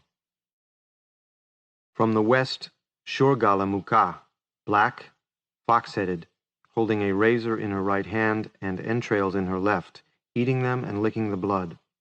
From the north, Shvanamukha, dark blue, wolf-headed, carrying a corpse to her mouth with both hands, her eyes staring. From the southeast, Grudramukha, pale yellow, vulture-headed, carrying a large human corpse over her shoulder and holding a skeleton in her hand. From the southwest, Kankamukha, dark red, hawk-headed, carrying a large flayed skin over her shoulder. From the northwest, Kakamukha, black, raven-headed, holding a skull cup in her left hand and a sword in her right and eating a heart and lungs. From the northeast, Ulumukha, dark blue, owl-headed, holding a vajra in her right hand and a sword in her left, and eating. These 8 Pishachis of the holy places, surrounding the 5 blood-drinking Harukas, will emerge from within your own brain and appear before you. Do not be afraid of them. Recognize whatever appears as the play of the mind, your own projections. O child of noble family, the 4 goddesses of the gates will also emerge from within your brain and appear before you, so recognize them. From the eastern quarter of your brain, Ankusha, white, tiger-headed, holding a goad and a skull cup filled with blood, will emerge and appear before you. From the south, Pasha, yellow, sow-headed, holding a noose. From the west, Shunkala, red, lion-headed, holding an iron chain. And from the north, Ganta, green, serpent-headed, holding a bell. These 4 goddesses of the gates will emerge from within your own brain and appear before you. Recognize them as Yidams. O child of noble family, after the 30 wrathful Harukas, the 28 yogins will emerge in turn from within your brain and appear before you, with various heads and bearing various symbols. Do not be afraid of them, but recognize whatever appears as the play of your mind, your own projections. At this moment of reaching the crucial point, remember the instructions of your Guru. O child of noble family, from the east, the 6 yoginis of the east will emerge from within your brain and appear before you. Rakshasi, demoness, wine-colored, with the head of a yak, holding a vajra in her hand. Brahmi, orange, serpent-headed, holding a lotus in her hand. Mahadevi, great goddess, dark green, leopard-headed, holding a trident in her hand. Lobha, greedy, blue, mongoose-headed, holding a wheel in her right hand. Kumari, virgin, red, with the head of a yellow bear, holding a short spear in her hand. And Indrani, white, with the head of a brown bear, holding a noose of entrails in her hand. Do not be afraid of them. O child of noble family, from the south, the 6 yoginis of the south will emerge from within your brain and appear before you. Vajra, yellow, with the head of a pig, holding a razor in her hand. Shanti, peace, red, with the head of a sea monster, holding a vase in her hand. Amrita, nectar of immortality, red, scorpion-headed, holding a lotus in her hand. Chandra, moon, white, hawk-headed, holding a vajra in her hand. Danda, club, dark green, fox-headed, holding a club in her hand. And Rakshasi, demoness, dark yellow, tiger-headed, holding a skull full of blood in her hand. Do not be afraid of them. O child of noble family, from the west, the 6 yoginis of the west will emerge from within your brain and appear before you. Pakshini, eater, dark green, vulture-headed, holding a club in her hand. Rati, pleasure, red, horse-headed, holding a large corpse's trunk in her hand. Mahabala, great strength, white, Garuda-headed, holding a club in her hand. Rakshasi, demoness, red, dog-headed, cutting with a vajra razor in her hand. Kama, desire, red, with the head of a hoopoe, shooting an arrow from a bow in her hand. And Vasaraksha, protectress of wealth, dark green, with the head of a deer, holding a vase in her hand. Do not be afraid of them. O child of noble family, from the north the 6 yoginis of the north will emerge from within your own brain and appear before you. Vayudevi, wind goddess, blue, wolf-headed, waving a flag in her hand. Nari, woman, red, buffalo-headed, holding a stake in her hand. Varahi, sow, black, with the head of a sow, holding a noose of teeth in her hand. Vajra, red, with the head of a crow, holding a child's skin in her hand. Mahahastini, elephant, dark green, elephant-headed, holding a large corpse in her hand and drinking its blood. And Varuna Devi, water goddess, blue, serpent-headed, holding a noose of snakes in her hand. Do not be afraid of them. O child of noble family, the 4 yoginis of the gates will emerge from within your brain and appear before you. From the east, white Vajra, cuckoo-headed, holding an iron hook in her hand, and from the south, yellow Vajra, goat-headed, holding a noose in her hand. From the west, red Vajra, lion-headed, holding an iron chain in her hand. And from the north, dark green Vajra, serpent-headed, holding a bell in her hand. These 4 yoginis of the gates will emerge from within your brain and appear before you. These 28 yoginis arise spontaneously from the play of the self-existing form of the wrathful Herukas, so recognize them. O child of noble family, the Dharmakaya appears as the peaceful deities out of part of the emptiness. Recognize it. The Sambhogakaya appears as the wrathful deities out of part of the luminosity, so recognize it.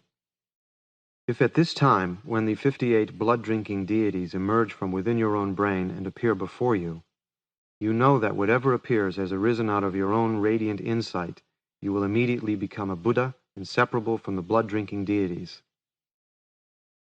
O child of noble family, if you do not recognize in this way, you will be afraid of them and escape, and so go on to more suffering. If you do not recognize in this way, you will see all the blood-drinking deities as lords of death, and you will fear them. You will feel terrified and bewildered and faint. Your own projections will turn into demons, and you will wander in samsara. But if you are neither attracted nor afraid, you will not wander in samsara. O child of noble family, the largest body of these peaceful and wrathful deities are like the whole sky. The medium ones are like Mount Meru, and the smallest ones are like 18 of our bodies, one on top of the other. So do not be afraid of them. All phenomena appear as lights and images. By recognizing all these appearances as the natural radiance of your own mind, your own radiance will merge inseparably with the lights and images, and you will become a Buddha. O child, whatever you see, however terrifying it is, recognize it as your own projection. Recognize it as the luminosity, the natural radiance of your own mind. If you recognize in this way, you will become a Buddha at that very moment. There is no doubt. What is called perfect instantaneous enlightenment will arise on the spot. Remember, O child of noble family, if you do not recognize now and are still afraid, all the peaceful deities will appear in the form of Mahakala, and all the wrathful deities will appear in the form of the Dharma King, the Lord of Death, and you will wander in samsara with all your projections turned into demons. O child of noble family, if you do not recognize your own projections, even though you have practiced Dharma for an eon and are learned in all the sutras and tantras, you will not become a Buddha. But if you recognize your projections, with one secret and one word, you will become a Buddha. If you do not recognize your projections, they will appear in the form of the Dharma King, the Lord of Death, in the Bardo of Dharmata, as soon as you are dead. The largest bodies of the Lords of Death fill the whole sky, and the medium ones are like Mount Meru. They will come filling the whole universe. With teeth biting the lower lip, glassy-eyed, their hair tied on top of their heads, with huge bellies and thin necks, holding the records of karma in their hands, shouting, "Strike and kill!" licking up brains, tearing heads from bodies, pulling out internal organs. In this way they will come, filling the whole universe. O child of noble family, when projections appear like this, do not be afraid. You have a mental body of unconscious tendencies, so even if you are killed and cut into pieces, you cannot die. You are really the natural form of emptiness, so there is no need to fear. The Lords of Death, too, arise out of your own radiant mind. They have no solid substance. Emptiness cannot be harmed by emptiness. Be certain that the external peaceful and wrathful deities, the blood-drinking Harukas, the animal-headed deities, the rainbow light, the terrifying forms of the Lords of Death, and so on, have no substantiality. They only arise out of the spontaneous play of your own mind. If you understand this, all fear is naturally liberated, and merging inseparably, you will become a Buddha. If you recognize in this way, they are your yidams. Think with intense longing, they have come to invite me in the dangerous pathway of the Bardo. I take refuge in them. Remember the three jewels. Remember your own yidam. Call his name and supplicate him with these words. I am wandering in the Bardo, so be my rescuer. Seize me with compassion, O precious yidam. Call your guru's name and supplicate him. I am wandering in the Bardo, so be my rescuer. With your compassion, do not abandon me. Supplicate the blood-drinking deities with longing, and say this inspiration prayer. When through strong unconscious tendencies I wander in samsara, in the luminosity of abandoning all fear, may the blessed ones, peaceful and wrathful, go before me. The wrathful goddesses, queens of space, behind me. Help me to cross the Bardo's dangerous pathway and bring me to the perfect Buddha state. When parted from beloved friends, wandering along, my own projections' empty forms appear. May the Buddhas send out the power of their compassion so that the Bardo's terrors do not come.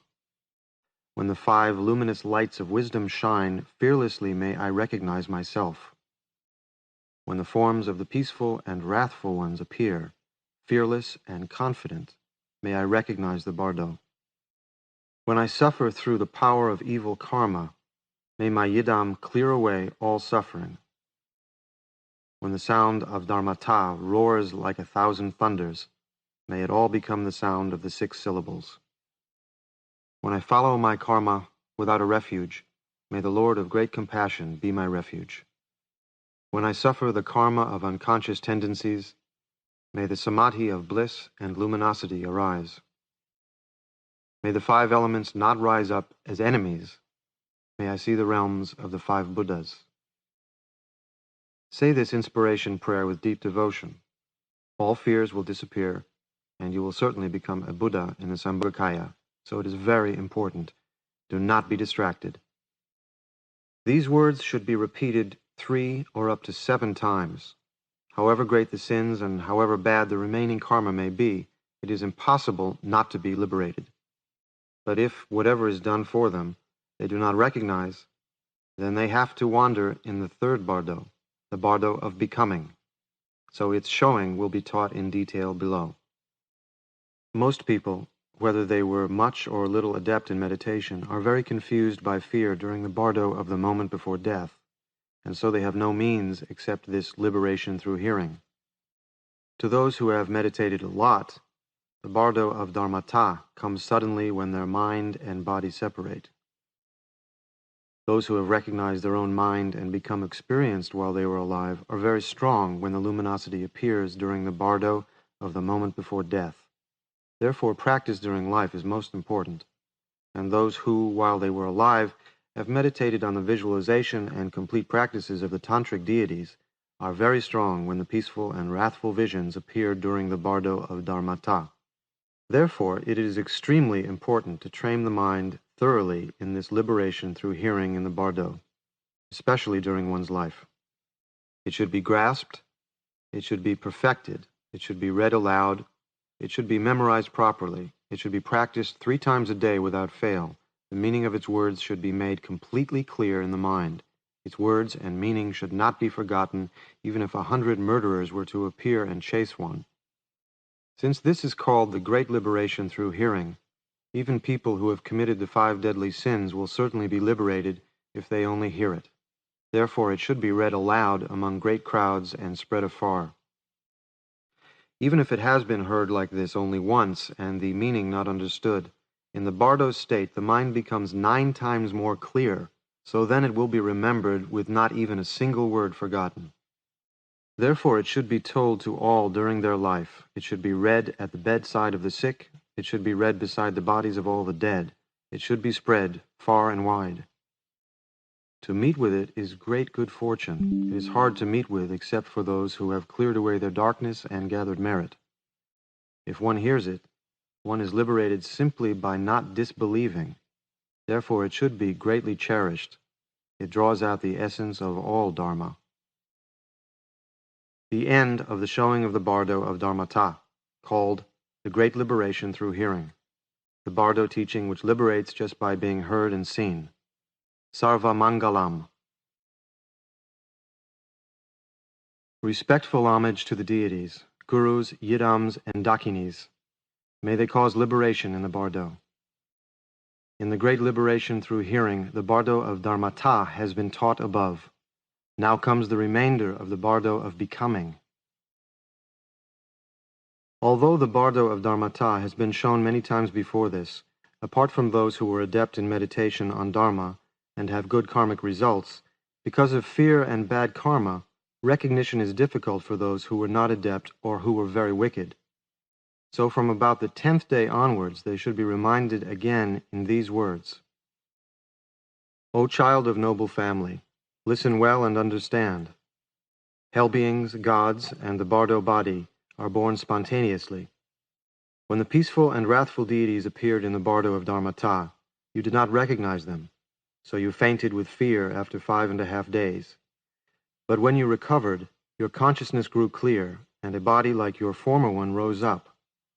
It is said in the Tantra, with the former and future material body of the Bardo of Becoming, complete with all the senses, wandering without obstruction, possessing the power of miracles resulting from karma, seen by the pure eyes of gods with the same nature. Here, former means that you have a body like your former one of flesh and blood because of your memories of it, but it is also radiant and has some marks like the body of the Golden Age. This is the experience of a mental body, so it is called the mental body of the Bardo experience. At this time, if you are going to be born as a god, you will experience the realm of the gods. and whatever you are going to be born as, jealous god, human, animal, hungry ghost, or hell being, you will have that experience. Therefore, former means thinking, for up to 4.5 days, that you have a material body of memories of your former one. And future means that after that you will have experiences of wherever you are going to be born later. So they say former and future. Whatever projections arise at this time, do not follow them or be attracted to them or yearn for them. If you are attracted to them or yearn for them, you will wander in the 6 realms and suffer misery. Although the projections of the Bardo of Dharmata appeared until yesterday, you did not recognize them, so you had to wander here. Now, if you are able to, meditate undistractedly. Rest in the pure, naked mind, luminosity, emptiness, which your Guru has shown you, relaxed in a state of non-grasping and non-action. You will attain liberation and not enter a womb. If you cannot recognize, visualize your Yidam or your Guru above your head and feel intense devotion very strongly. This is very important. Again and again, do not be distracted. So one should say. If he recognizes this, he will be liberated and not wander in the 6 realms. But under the influence of bad karma, it is difficult to recognize, so one should say these words. O child of noble family, listen with undistracted mind. Complete with all the senses means that even if you were blind, deaf, lame, and so on when you were alive, now in the Bardo state your eyes see forms, your ears hear sounds, and all your senses are clear and faultless. So it is said, complete with all the senses. This is a sign that you have died and are wandering in the Bardo state, so recognize, remember the instruction.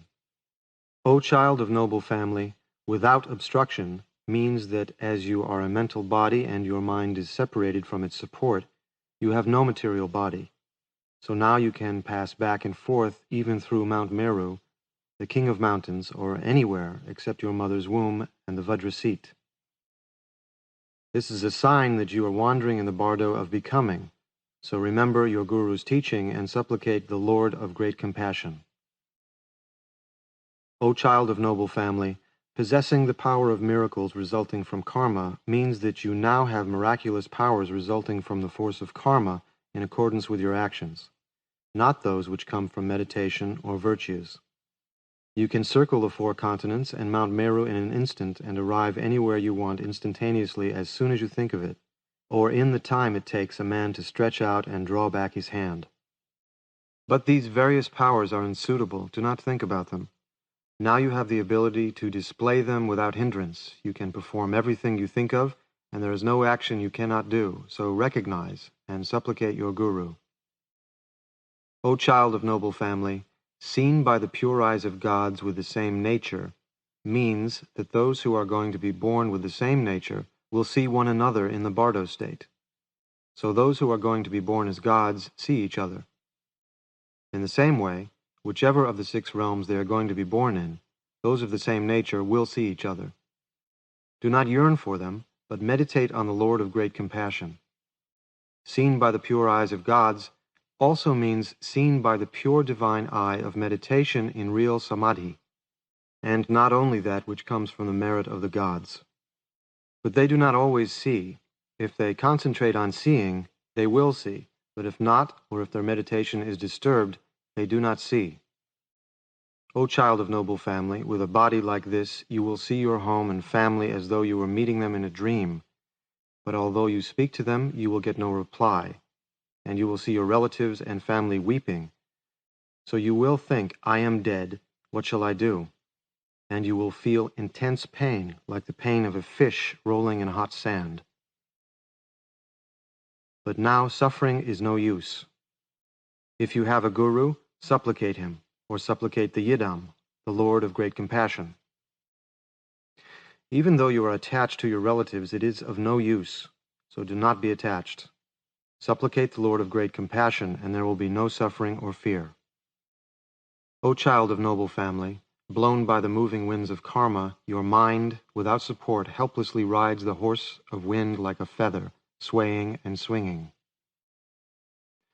You will say to the mourners, I am here, do not weep. But they will not perceive you, so you will think, I have died. and now you will feel great pain. Do not suffer like that. All the time there will be a gray haze like the gray light of an autumn dawn, neither day nor night. This kind of Bardo state will last for 1, 2, 3, 4, 5, 6, or 7 weeks, up to 49 days. It is said that the suffering in the Bardo of becoming generally lasts for 21 days, but this is not quite certain because of the influence of karma. O child of noble family, at this time the great tornado of karma, terrifying, unbearable, whirling fiercely, will drive you from behind. Do not be afraid of it. It is your own confused projection. Dense darkness, terrifying and unbearable, will go before you, with terrible cries of strike and kill. Do not be afraid of them. In the case of others who have done great evil, many flesh-eating demons will appear as a result of their karma, bearing various weapons, yelling war cries, shouting kill, strike, and so on. You will feel that you are being chased by various terrifying wild animals and pursued by a great army in snow, rain, storms, and darkness. There will be sounds of mountains crumbling, of lakes flooding, of fire spreading, and of fierce winds springing up. In fear you will escape wherever you can, but you will be cut off by 3 precipices in front of you, white, red, and black, deep and dreadful, and you will be on the point of falling down them. O child of noble family, they are not really precipices, they are aggression, passion, and ignorance. Recognize this now to be the Bardo of becoming, and call the name of the Lord of great compassion. O Lord of great compassion, my Guru, the 3 jewels, do not let me fall into hell. Supplicate fervently like this, do not forget.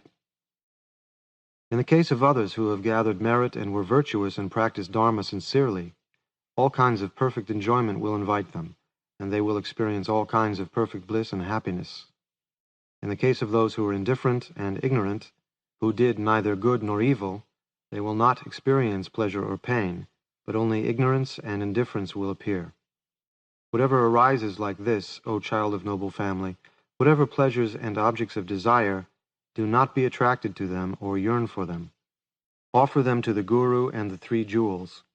Give up attachment and longing in your heart, and if the experience of indifference arises without either pleasure or pain, rest your mind in the great symbol state of an undistracted non-meditation. This is very important. O child of noble family, at this time bridges, shrines, and monasteries, huts, stupas, and so on will shelter you for a moment, but you will not stay there for long.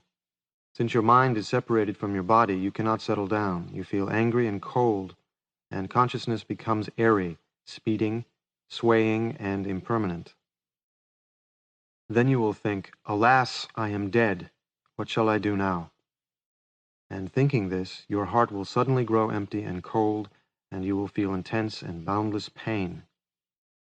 Since you must move on without settling in any one place, do not occupy yourself with all kinds of thoughts, but rest your mind in its basic state. The time comes when you have no food except that which has been dedicated for you to eat, and there is no certainty of friends. These are signs of the mental body wandering in the Bardo of becoming. At this moment, pleasure and pain are determined by your karma. You will see your homeland, friends, and relatives, and your own corpse, and you will think, now I am dead, so what should I do? The mental body will be in extreme pain, so you will think, now why not find a body? And you will experience going everywhere to look for a body. Even if you enter your own corpse up to 9 times, winter will have frozen it, or summer made it rot, or else your relatives will have burned it or buried it in a grave, or given it to the birds and wild animals. For a long time has passed in the Bardo of Dharmata, so you will find nowhere to enter. You will be in great despair, and have the feeling of being squeezed in between all the rocks and stones. Suffering like this is the Bardo of becoming. Even if you look for a body, there is nothing but suffering. So cut off your yearning for a body and rest in the state of non-action, undistracted. By being shown in this way, liberation from the Bardo is attained. But if, in spite of being shown like this, it is impossible to recognize because of the power of bad karma, one should call the dead person by name and say these words. O child of noble family, listen. It is your own karma that you are suffering like this, so you cannot blame anyone else. It is your own karma, so now supplicate the 3 jewels fervently. They will protect you. If you do not supplicate like this, and do not know the great symbol meditation, and you do not meditate on your yidam, then the good conscience within you will collect all your good actions and count out white pebbles, and the bad conscience within you will collect all your evil actions and count out black pebbles. At this time you will be very frightened and terrified, and you will tremble and lie, saying, I have not sinned. Then the Lord of Death will say, I will look in the mirror of karma. And when he looks in the mirror, all your sins and virtues will suddenly appear in it clearly and distinctly. So although you have lied, it is of no use. Then the Lord of Death will drag you by a rope tied round your neck and cut off your head, tear out your heart, pull out your entrails, lick your brains, drink your blood, eat your flesh, and gnaw your bones. But you cannot die, so even though your body is cut into pieces, you will recover. Being cut again and again causes extreme pain, so do not be afraid when the white pebbles are being counted. Do not lie, and do not fear the Lord of Death. Since you are a mental body, you cannot die even if you are killed and cut up. The Lords of Death are the natural form of emptiness, your own confused projections, and you are emptiness, a mental body of unconscious tendencies. Emptiness cannot harm emptiness. The uncharacterized cannot harm the uncharacterized. External lords of death, gods, evil spirits, the bull-headed demon, and so on, have no reality apart from your own confused projections, so recognize this. At this moment, recognize everything as the Bardo. Meditate on the samadhi of the great symbol. If you do not know how to meditate, look closely at the nature of what makes you afraid, and you will see emptiness which has no nature whatever. This is called the Dharmakaya. But this emptiness is not negation. Its nature is frightening. Mind with great awareness and clarity. This is the mind of Sambhogakaya. The emptiness and the luminosity are not 2 separate things, but the nature of emptiness is luminosity, and the nature of luminosity is emptiness. Now the indivisible emptiness luminosity, the naked mind, is stripped bare and dwells in its uncreated state. This is the Svabhavikaya. Its own natural energy arises everywhere without obstruction. This is the compassionate Nirmanakaya. O child of noble family, see in this way without distraction. As soon as you recognize, you will attain complete enlightenment in the 4 kayas. Do not be distracted. This is the dividing line where Buddhas and sentient beings are separated. It is said of this moment, in an instant they are separated. In an instant, complete enlightenment. Until yesterday you were distracted, so although so much of the Bardo state has appeared, you have not recognized, and you have so much fear. If you are distracted now, the rope of compassion will be cut off and you will go to a place where there is no liberation. So be careful. By being shown like this, even though he did not recognize before, he will recognize here and attain liberation. If he is a layman who does not know how to meditate like this, one should say these words. O child of noble family, if you do not know how to meditate like this, remember the Buddha, the Dharma, and the Sangha, and the Lord of great compassion, and supplicate them. Meditate on all the terrifying projections as the Lord of great compassion, or as your yidam. Remember your guru, and the secret transmission name you had in the human world, and tell it to the Dharma King, the Lord of Death. Even if you fall down the precipice, you will not be hurt, so give up fear and terror. By being shown in these words, even though he was not liberated before, he will be liberated here.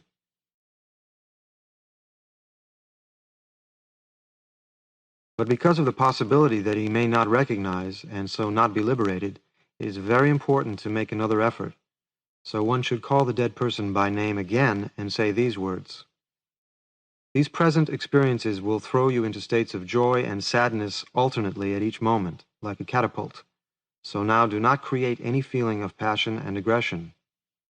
If you are going to be born in a higher realm, at the time when experiences of the higher realms occur, your relatives in the place you have left are sacrificing many animals dedicated for the sake of the dead, so impure thoughts will arise in you, and you will feel violent anger. which will cause you to be born as a hell being. So, whatever is done in the place you have left, do not get angry, but meditate on kindness. If you are attached to the possessions you have left behind, or if you feel attached to them through knowing that someone else is owning and enjoying your things, you will get angry with the people you have left behind, and that will certainly cause you to be born as a hell being or a hungry ghost, even if you are going to reach a higher state. In any case, even if you are attached to the things you have left behind, you cannot get them. It is no use to you. So give up attachment and yearning for your possessions. Abandon them. Make a firm decision. Whoever is enjoying your things, do not be possessive, but let them go. With one-pointed concentration, think that you are offering them to your guru and the three jewels, and remain in a state of desirelessness. When the kankani ritual for the dead is recited for you, and the purification from the lower realms, and so on, are performed for your sake, with the subtle supernatural perception resulting from your karma, you will see them being done impurely, sleepily, inattentively, and so on, with careless behavior without observance of the samaya vows, and you will be aware of lack of faith and feelings of disbelief, sinful actions through fear, and impurities in the rituals, and so you will think, alas, they are deceiving me, surely they are deceiving me. Thinking this, you will have great sorrow and despair, and on top of not feeling pure devotion, you will disbelieve and lose faith, and that will certainly cause you to go to the lower realms. It is no use but very harmful. So however impurely the rituals are performed by the spiritual friends you have left behind, think with pure faith and devotion, well, my projections must be impure. How can there be impurity in Buddha's words? These are caused by my own impure projections, like seeing the faults of my own face reflected in a mirror. As for these people, their body is the Sangha, their speech is the holy Dharma, and their mind is the nature of the Buddha. Therefore I take refuge in them. Then whatever is done in the place you have left will help you, so it is very important to have pure thoughts in this way. Do not forget.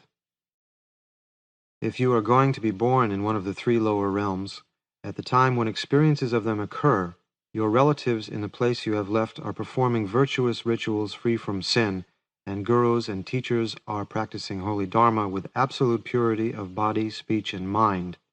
So you will feel great joy on seeing them, and that will immediately cause you to be born in a higher realm, even if you are going to fall down into the three lower realms.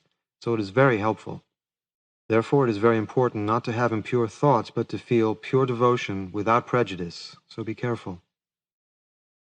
O child of noble family, to sum up, now your mind in the Bardo state has no support, so it is light and mobile. And whatever thought arises in it, good or bad, it is very powerful. So do not think of any evil actions, but remember the practice of virtue. If you have no practice, feel devotion and pure thoughts. Supplicate your Yidam and the Lord of Great Compassion, and say this inspiration prayer with intense concentration.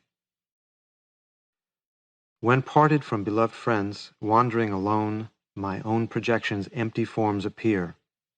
May the Buddhas send out the power of their compassion, so that the Bardo's terrors do not come.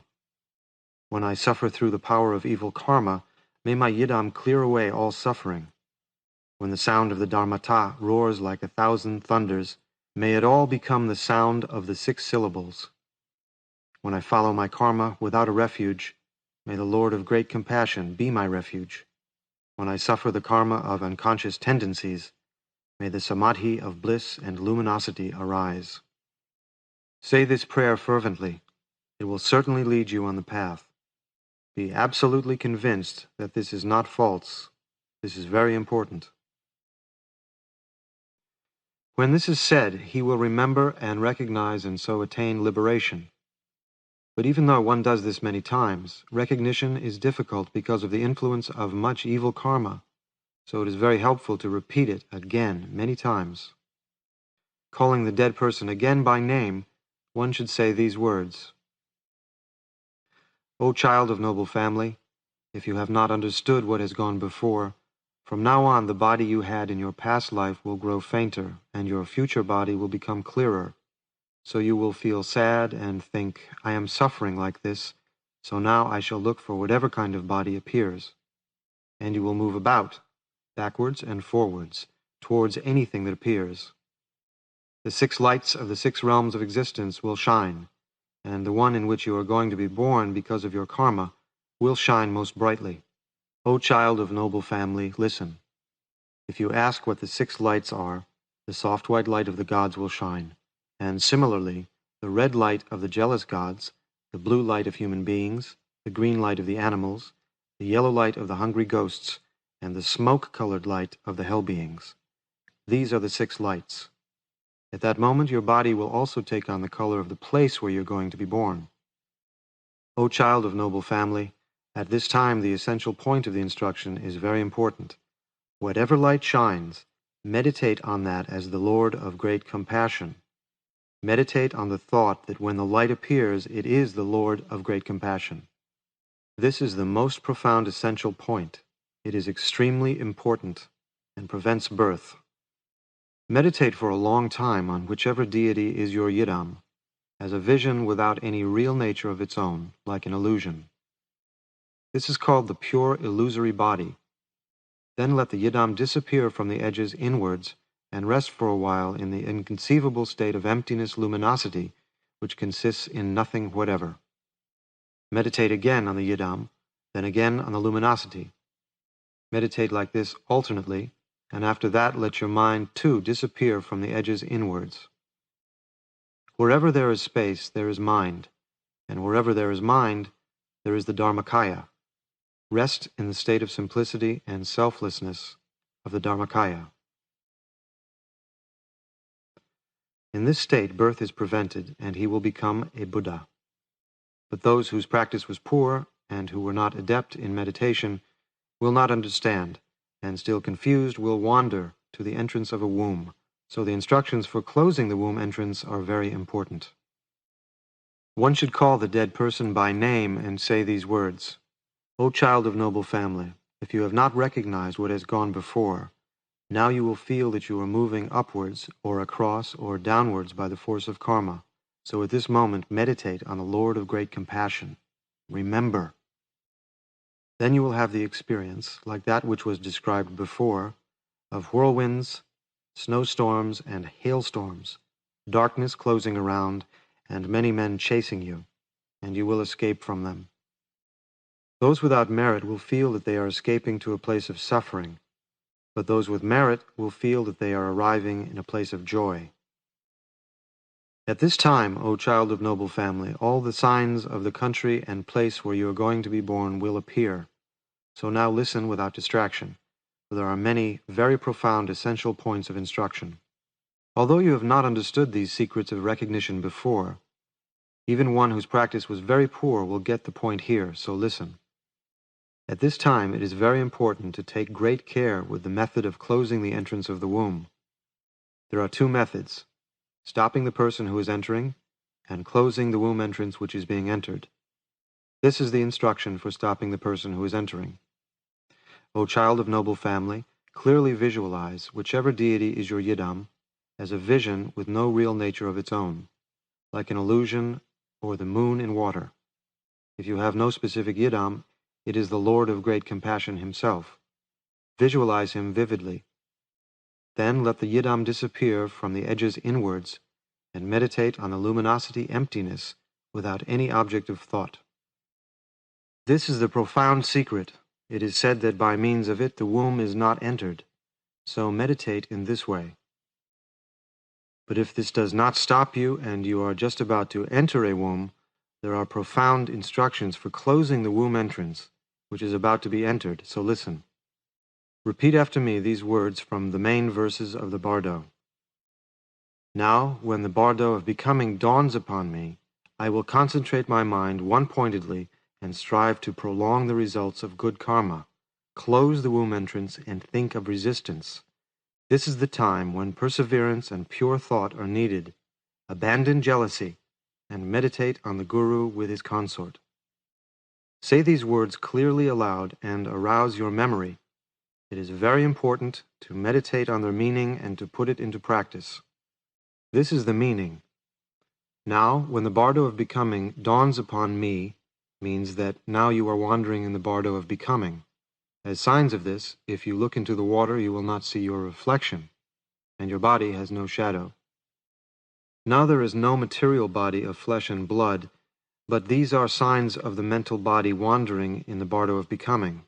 So now you must concentrate your mind one-pointedly without distraction. Just now, that one-pointed concentration is the most important thing. It is like controlling a horse with a bridle. Whatever you concentrate on will come about. So do not think of evil actions, but remember the Dharma, the teachings, the transmissions, and the authorizations for texts such as this liberation through hearing, which you received in the human world, and strive to prolong the results of good karma. It is very important. Do not forget. Do not be distracted. Now is the time which is the dividing line between going up and going down. Now is the time when by slipping into laziness, even for a moment, you will suffer forever. Now is the time when by concentrating one-pointedly, you will be happy forever. Concentrate your mind one-pointedly. Strive to prolong the results of good karma. Now the time has come to close the womb entrance. It is said, "Close the womb entrance and think of resistance. This is the time when perseverance and pure thought are needed." Now that time has come. First, the womb entrance should be closed, and there are 5 methods of closing it, so understand them well. O child of noble family, at this time projections of men and women making love will appear. When you see them, do not enter in between them, but remember and meditate on the man and woman as the guru and his consort. Mentally prostrate yourself and make offerings with deep devotion, and ask for teachings. As soon as you concentrate intensely on this thought, the womb entrance will certainly be closed. But if this does not close it, and you are just about to enter a womb, meditate on the Guru and his consort as your own Yidam, or the Lord of Great Compassion, with his consort, and mentally make an offering to them. With intense devotion, ask them to bestow spiritual attainments. This will close the womb entrance. But if this does not close it, and you are just about to enter a womb, here is the 3rd instruction on turning away passion and aggression. There are 4 kinds of birth: birth from an egg, birth from a womb, spontaneous birth, and birth from moisture. Of these, birth from an egg and birth from a womb are similar. As above, there will be projections of males and females in sexual union, and if you enter a womb at this moment through the power of passion and aggression, you will be born as a horse, bird, dog, human being, and so on, whatever it may be. If you are going to be born as a male, you will experience yourself as male, and feel violent aggression towards the father, and jealousy and desire for the mother. If you are going to be born as a female, you will experience yourself as female, and feel intense envy and jealousy of the mother, and intense desire and passion for the father.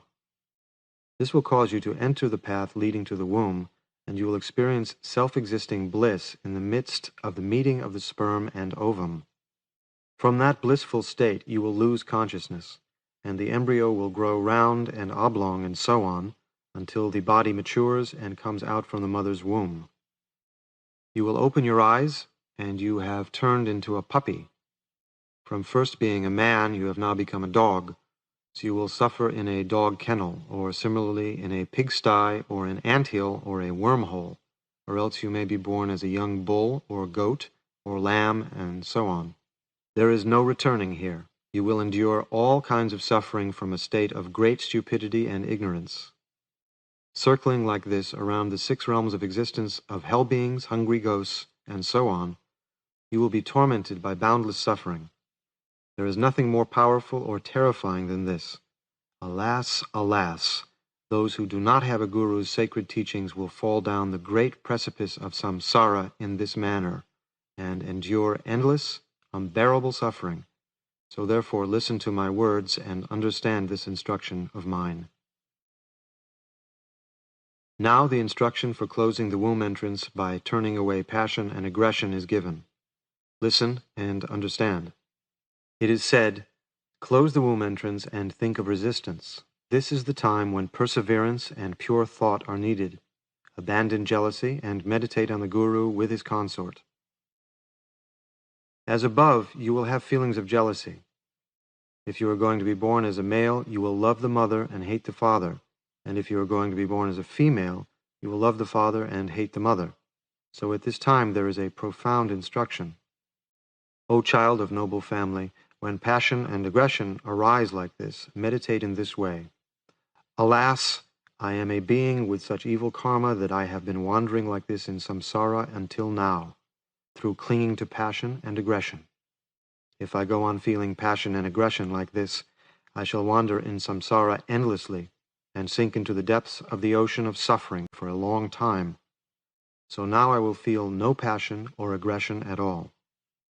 Alas, now I will never again feel passion and aggression.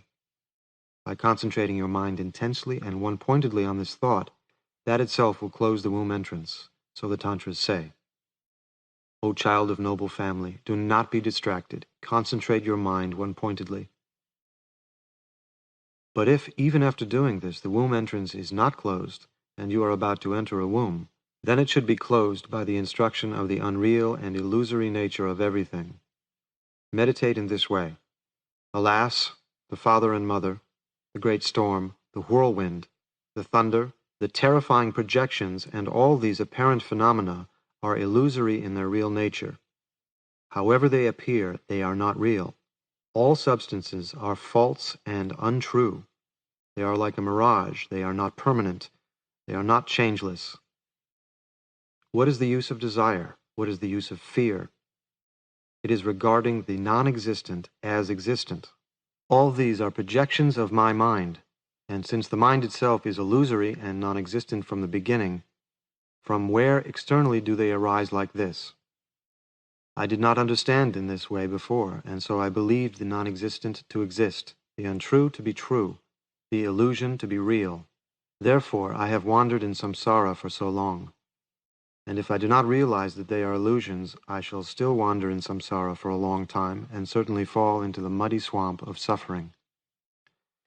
Now they are all like dreams, like illusions, like echoes, like cities of the Gandharvas, like mirages, like images, like optical illusions, like the moon in water.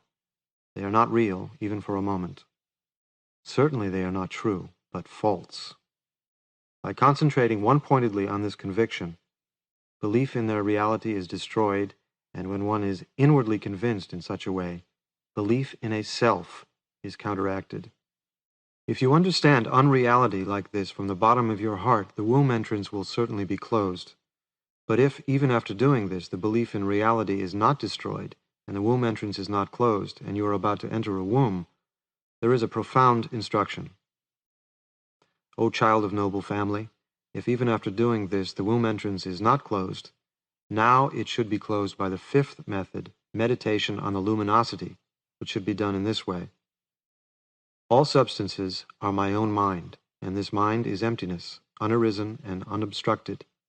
Thinking this, keep your mind natural and undiluted, self-contained in its own nature like water poured into water, just as it is, loose, open, and relaxed. By letting it rest naturally and loosely, you can be sure that the womb entrance to all four kinds of birth will certainly be closed. Many true and profound instructions for closing the womb entrance have been given above. It is impossible for anyone of high, average, or low capacities, whichever he may be, not to be liberated by them. Why is this? Firstly, because consciousness in the Bardo state possesses supernatural perception of worldly things, so he can hear what I say.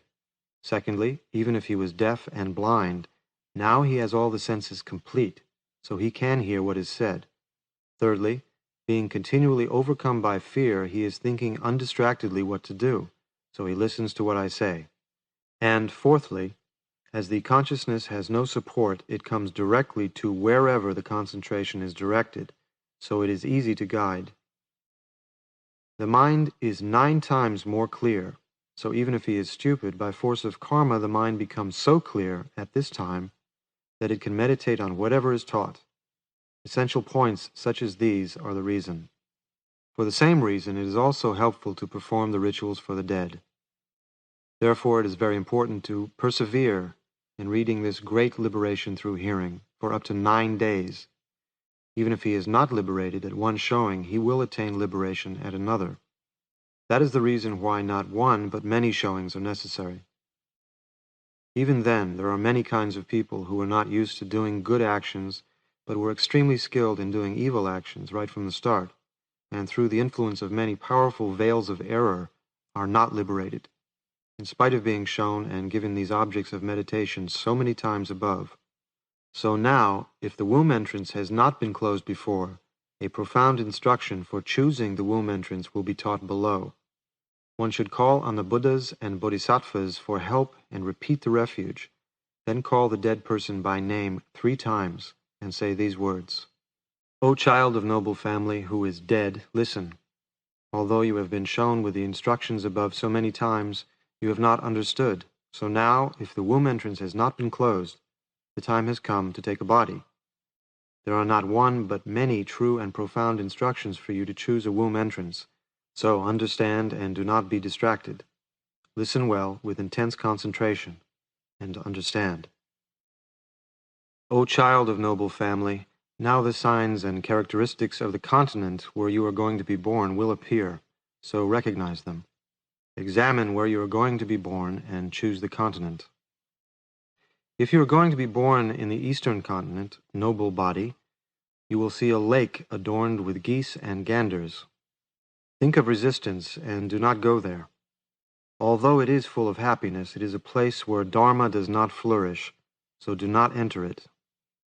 If you are going to be born in the southern continent, Rose Apple Island, you will see luxurious, beautiful dwellings.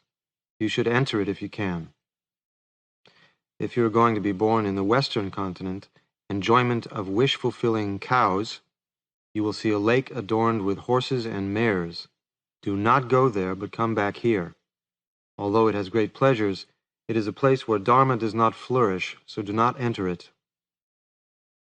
If you are going to be born in the northern continent, Unpleasant Sound, you will see a lake adorned with cattle or with trees. Recognize them as signs of taking birth and do not enter there. Although it has long life and merits, Dharma does not flourish there, so do not enter. If you are going to be born as a god, you will see beautiful, many-storied temples made of various jewels. If you are fit to enter there, you should enter. If you are going to be born as a jealous god, you will see beautiful groves, or what seem to be revolving wheels of fire. Do not enter there at all, but think of resistance. If you are going to be born as an animal, you will see, as through a mist, rock caves and holes in the ground and straw huts. Do not enter there. If you are going to be born as a hungry ghost, you will see tree stumps and black shapes sticking up, shallow caves and black patches. If you go there, you will be born as a hungry ghost and experience all kinds of suffering through hunger and thirst. So do not go there at all, but think of resistance and persevere strongly.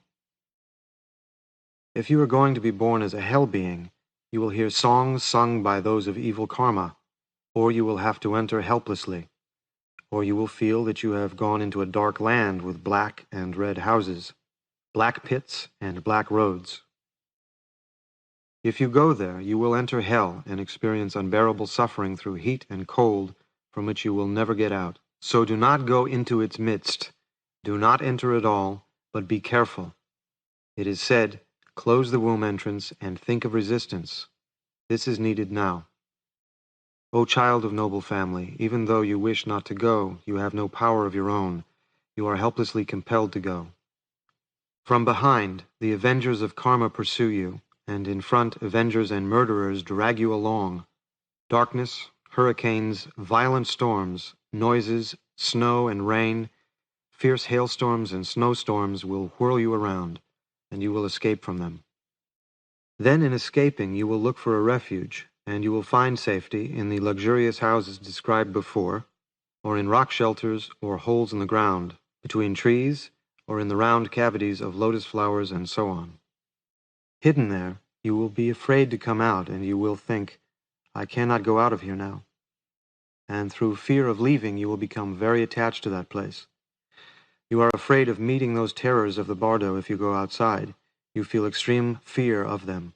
And so you hide inside and take a body, however bad it may be, and will experience all kinds of suffering. That is a sign that demons and evil forces are obstructing you now, and at this time there is a profound instruction, so listen and understand.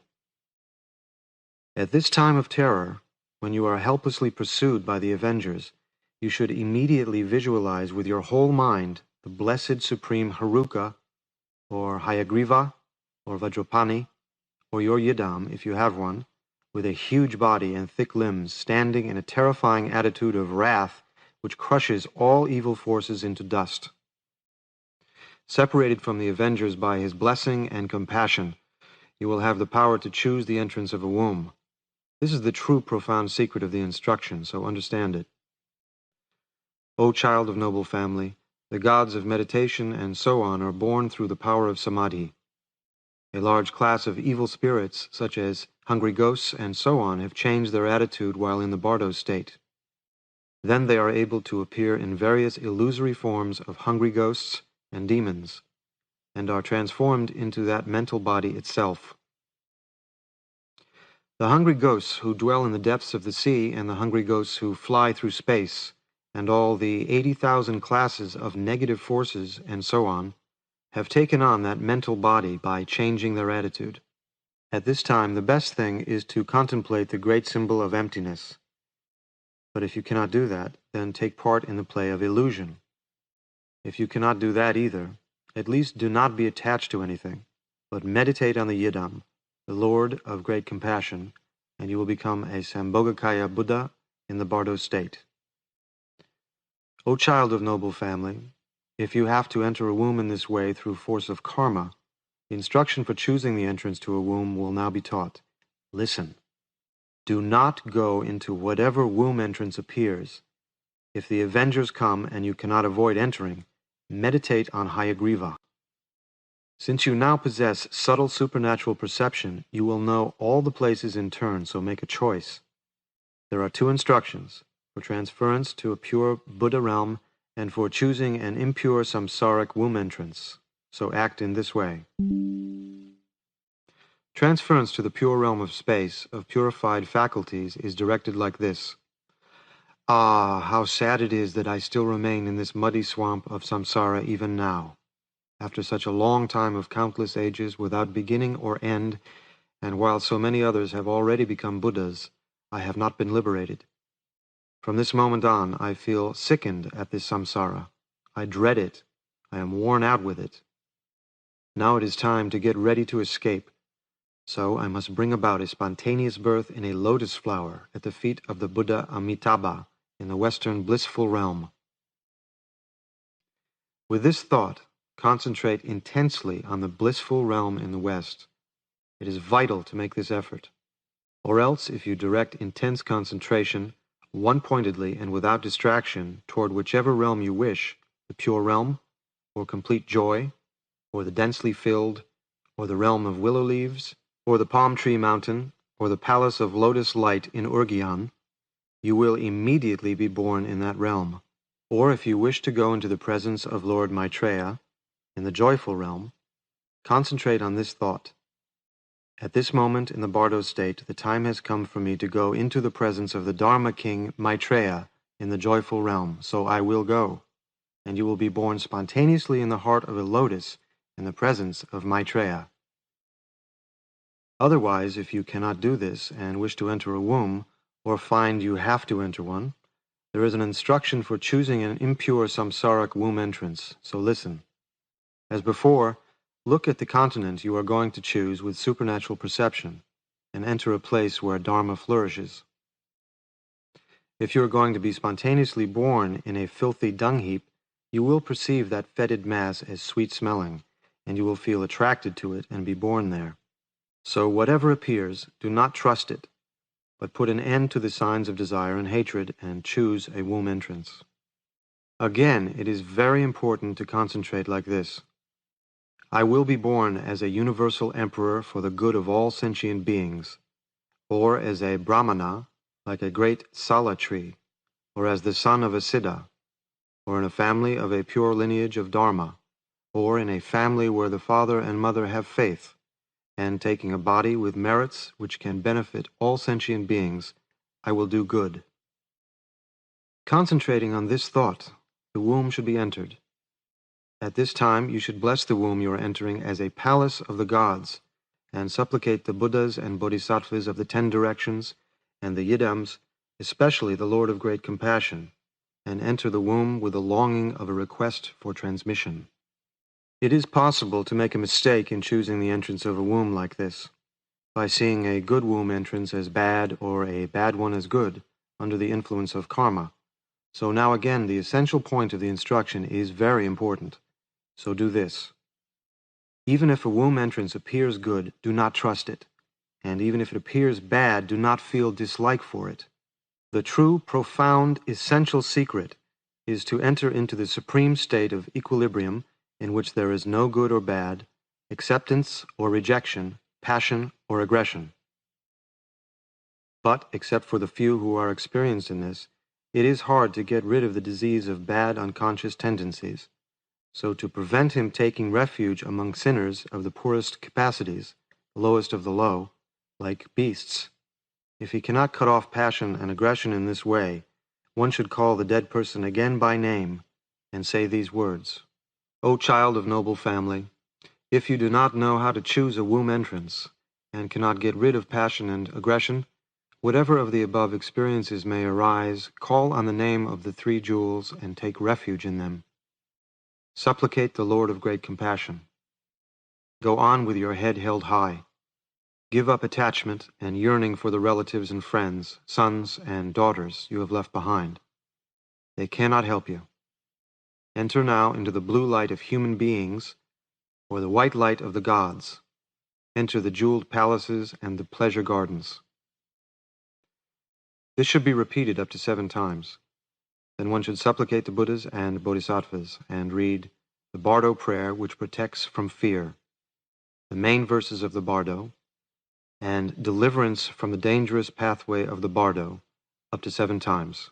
Then one should read the liberation through wearing which spontaneously liberates the skandhas, and the daily practice which spontaneously liberates the unconscious tendencies, clearly and distinctly.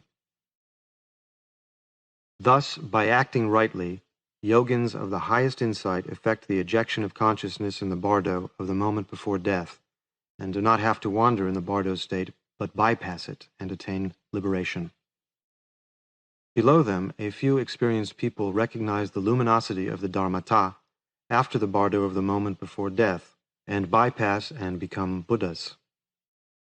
Those below them are liberated in accordance with their karmic results at one time or another when the peaceful and wrathful projections appear in the Bardo of Dharmata during the following weeks. As there are many stages, they will recognize whichever is appropriate and attain liberation. But those whose good karmic results are weak and who have many veils of error and very bad karma must wander on down to the Bardo of becoming. But as there are many showings, like the steps of a ladder, they will recognize at one or another and be liberated. But if those whose good karmic results are very weak do not recognize during the above and are overpowered by fear, there is a series of instructions in turn for closing the womb entrance and for choosing a womb entrance. So they will recognize at one or another, and trusting the object of meditation, attain the highest state of boundless virtue. Even the lowest of the low, like beasts, are turned back from the lower realms by the virtue of taking refuge. They will attain a precious human body complete with all the freedoms and good opportunities, and in their next life meet a holy guru, a spiritual friend, so they will get instruction and be liberated. If this teaching is received during the Bardo of becoming, the instruction prolongs one's good karmic results, like putting a pipe into a broken water channel. It is impossible even for all great sinners not to be liberated when they hear this teaching. Why is this? Because during the Bardo both the compassionate invitation of all the peaceful and wrathful Buddhas and deities and the invitation of the tempters and negative forces come together. So just by hearing the teaching at this time, their attitude is influenced and they attain liberation. Influence is easy because the mental body has no basis of flesh and blood. However far they have wandered in the Bardo state, they see and hear with subtle karmic supernatural perception, and they come. This is extremely helpful, for then they understand, and their mind is instantaneously influenced. It is like the device of a catapult, or like a huge tree trunk which cannot be moved by 100 men, but when it is put in water can be taken wherever one wants in a moment. It is like controlling a horse with a bridle. Therefore one should approach all who have died, and if the corpse is present, a friend should read this reminder again and again until blood and pus come out of the nostrils. Meanwhile, the corpse should remain undisturbed. The observances for this are: animals should not be sacrificed for dedication to the dead person. In the presence of the corpse, friends and relations should not weep and mourn and make noise, which may be done elsewhere, and as many acts of virtue as possible should be done. As well as this teaching of the great liberation through hearing, it is very good if any of the other teachings joined to the end of this instruction are also read. One should read this continually and learn the word meanings and terms by heart. Then, when death is certain and the signs of death have been recognized, if one's condition allows, one should read it aloud oneself and contemplate it. And if one is not able to do that, it should be given to a Dharma brother or sister to read, for this reminder will certainly liberate. There is no doubt. This teaching does not need any practice. It is a profound instruction which liberates just by being seen and heard and read. This profound instruction leads great sinners on the secret path. If one does not forget its words and terms even when being chased by 7 dogs, the instruction liberates in the bardo of the moment before death. Even if the Buddhas of the past, present, and future were to search, they would not find a better teaching than this. The Bardo instruction which liberates human beings, the profound innermost essence, the great liberation through hearing. This treasure was discovered by the Siddha Karma Lingpa in the mountain of Gampodar. May it benefit the Dharma and all sentient beings. Sarva Mangalam.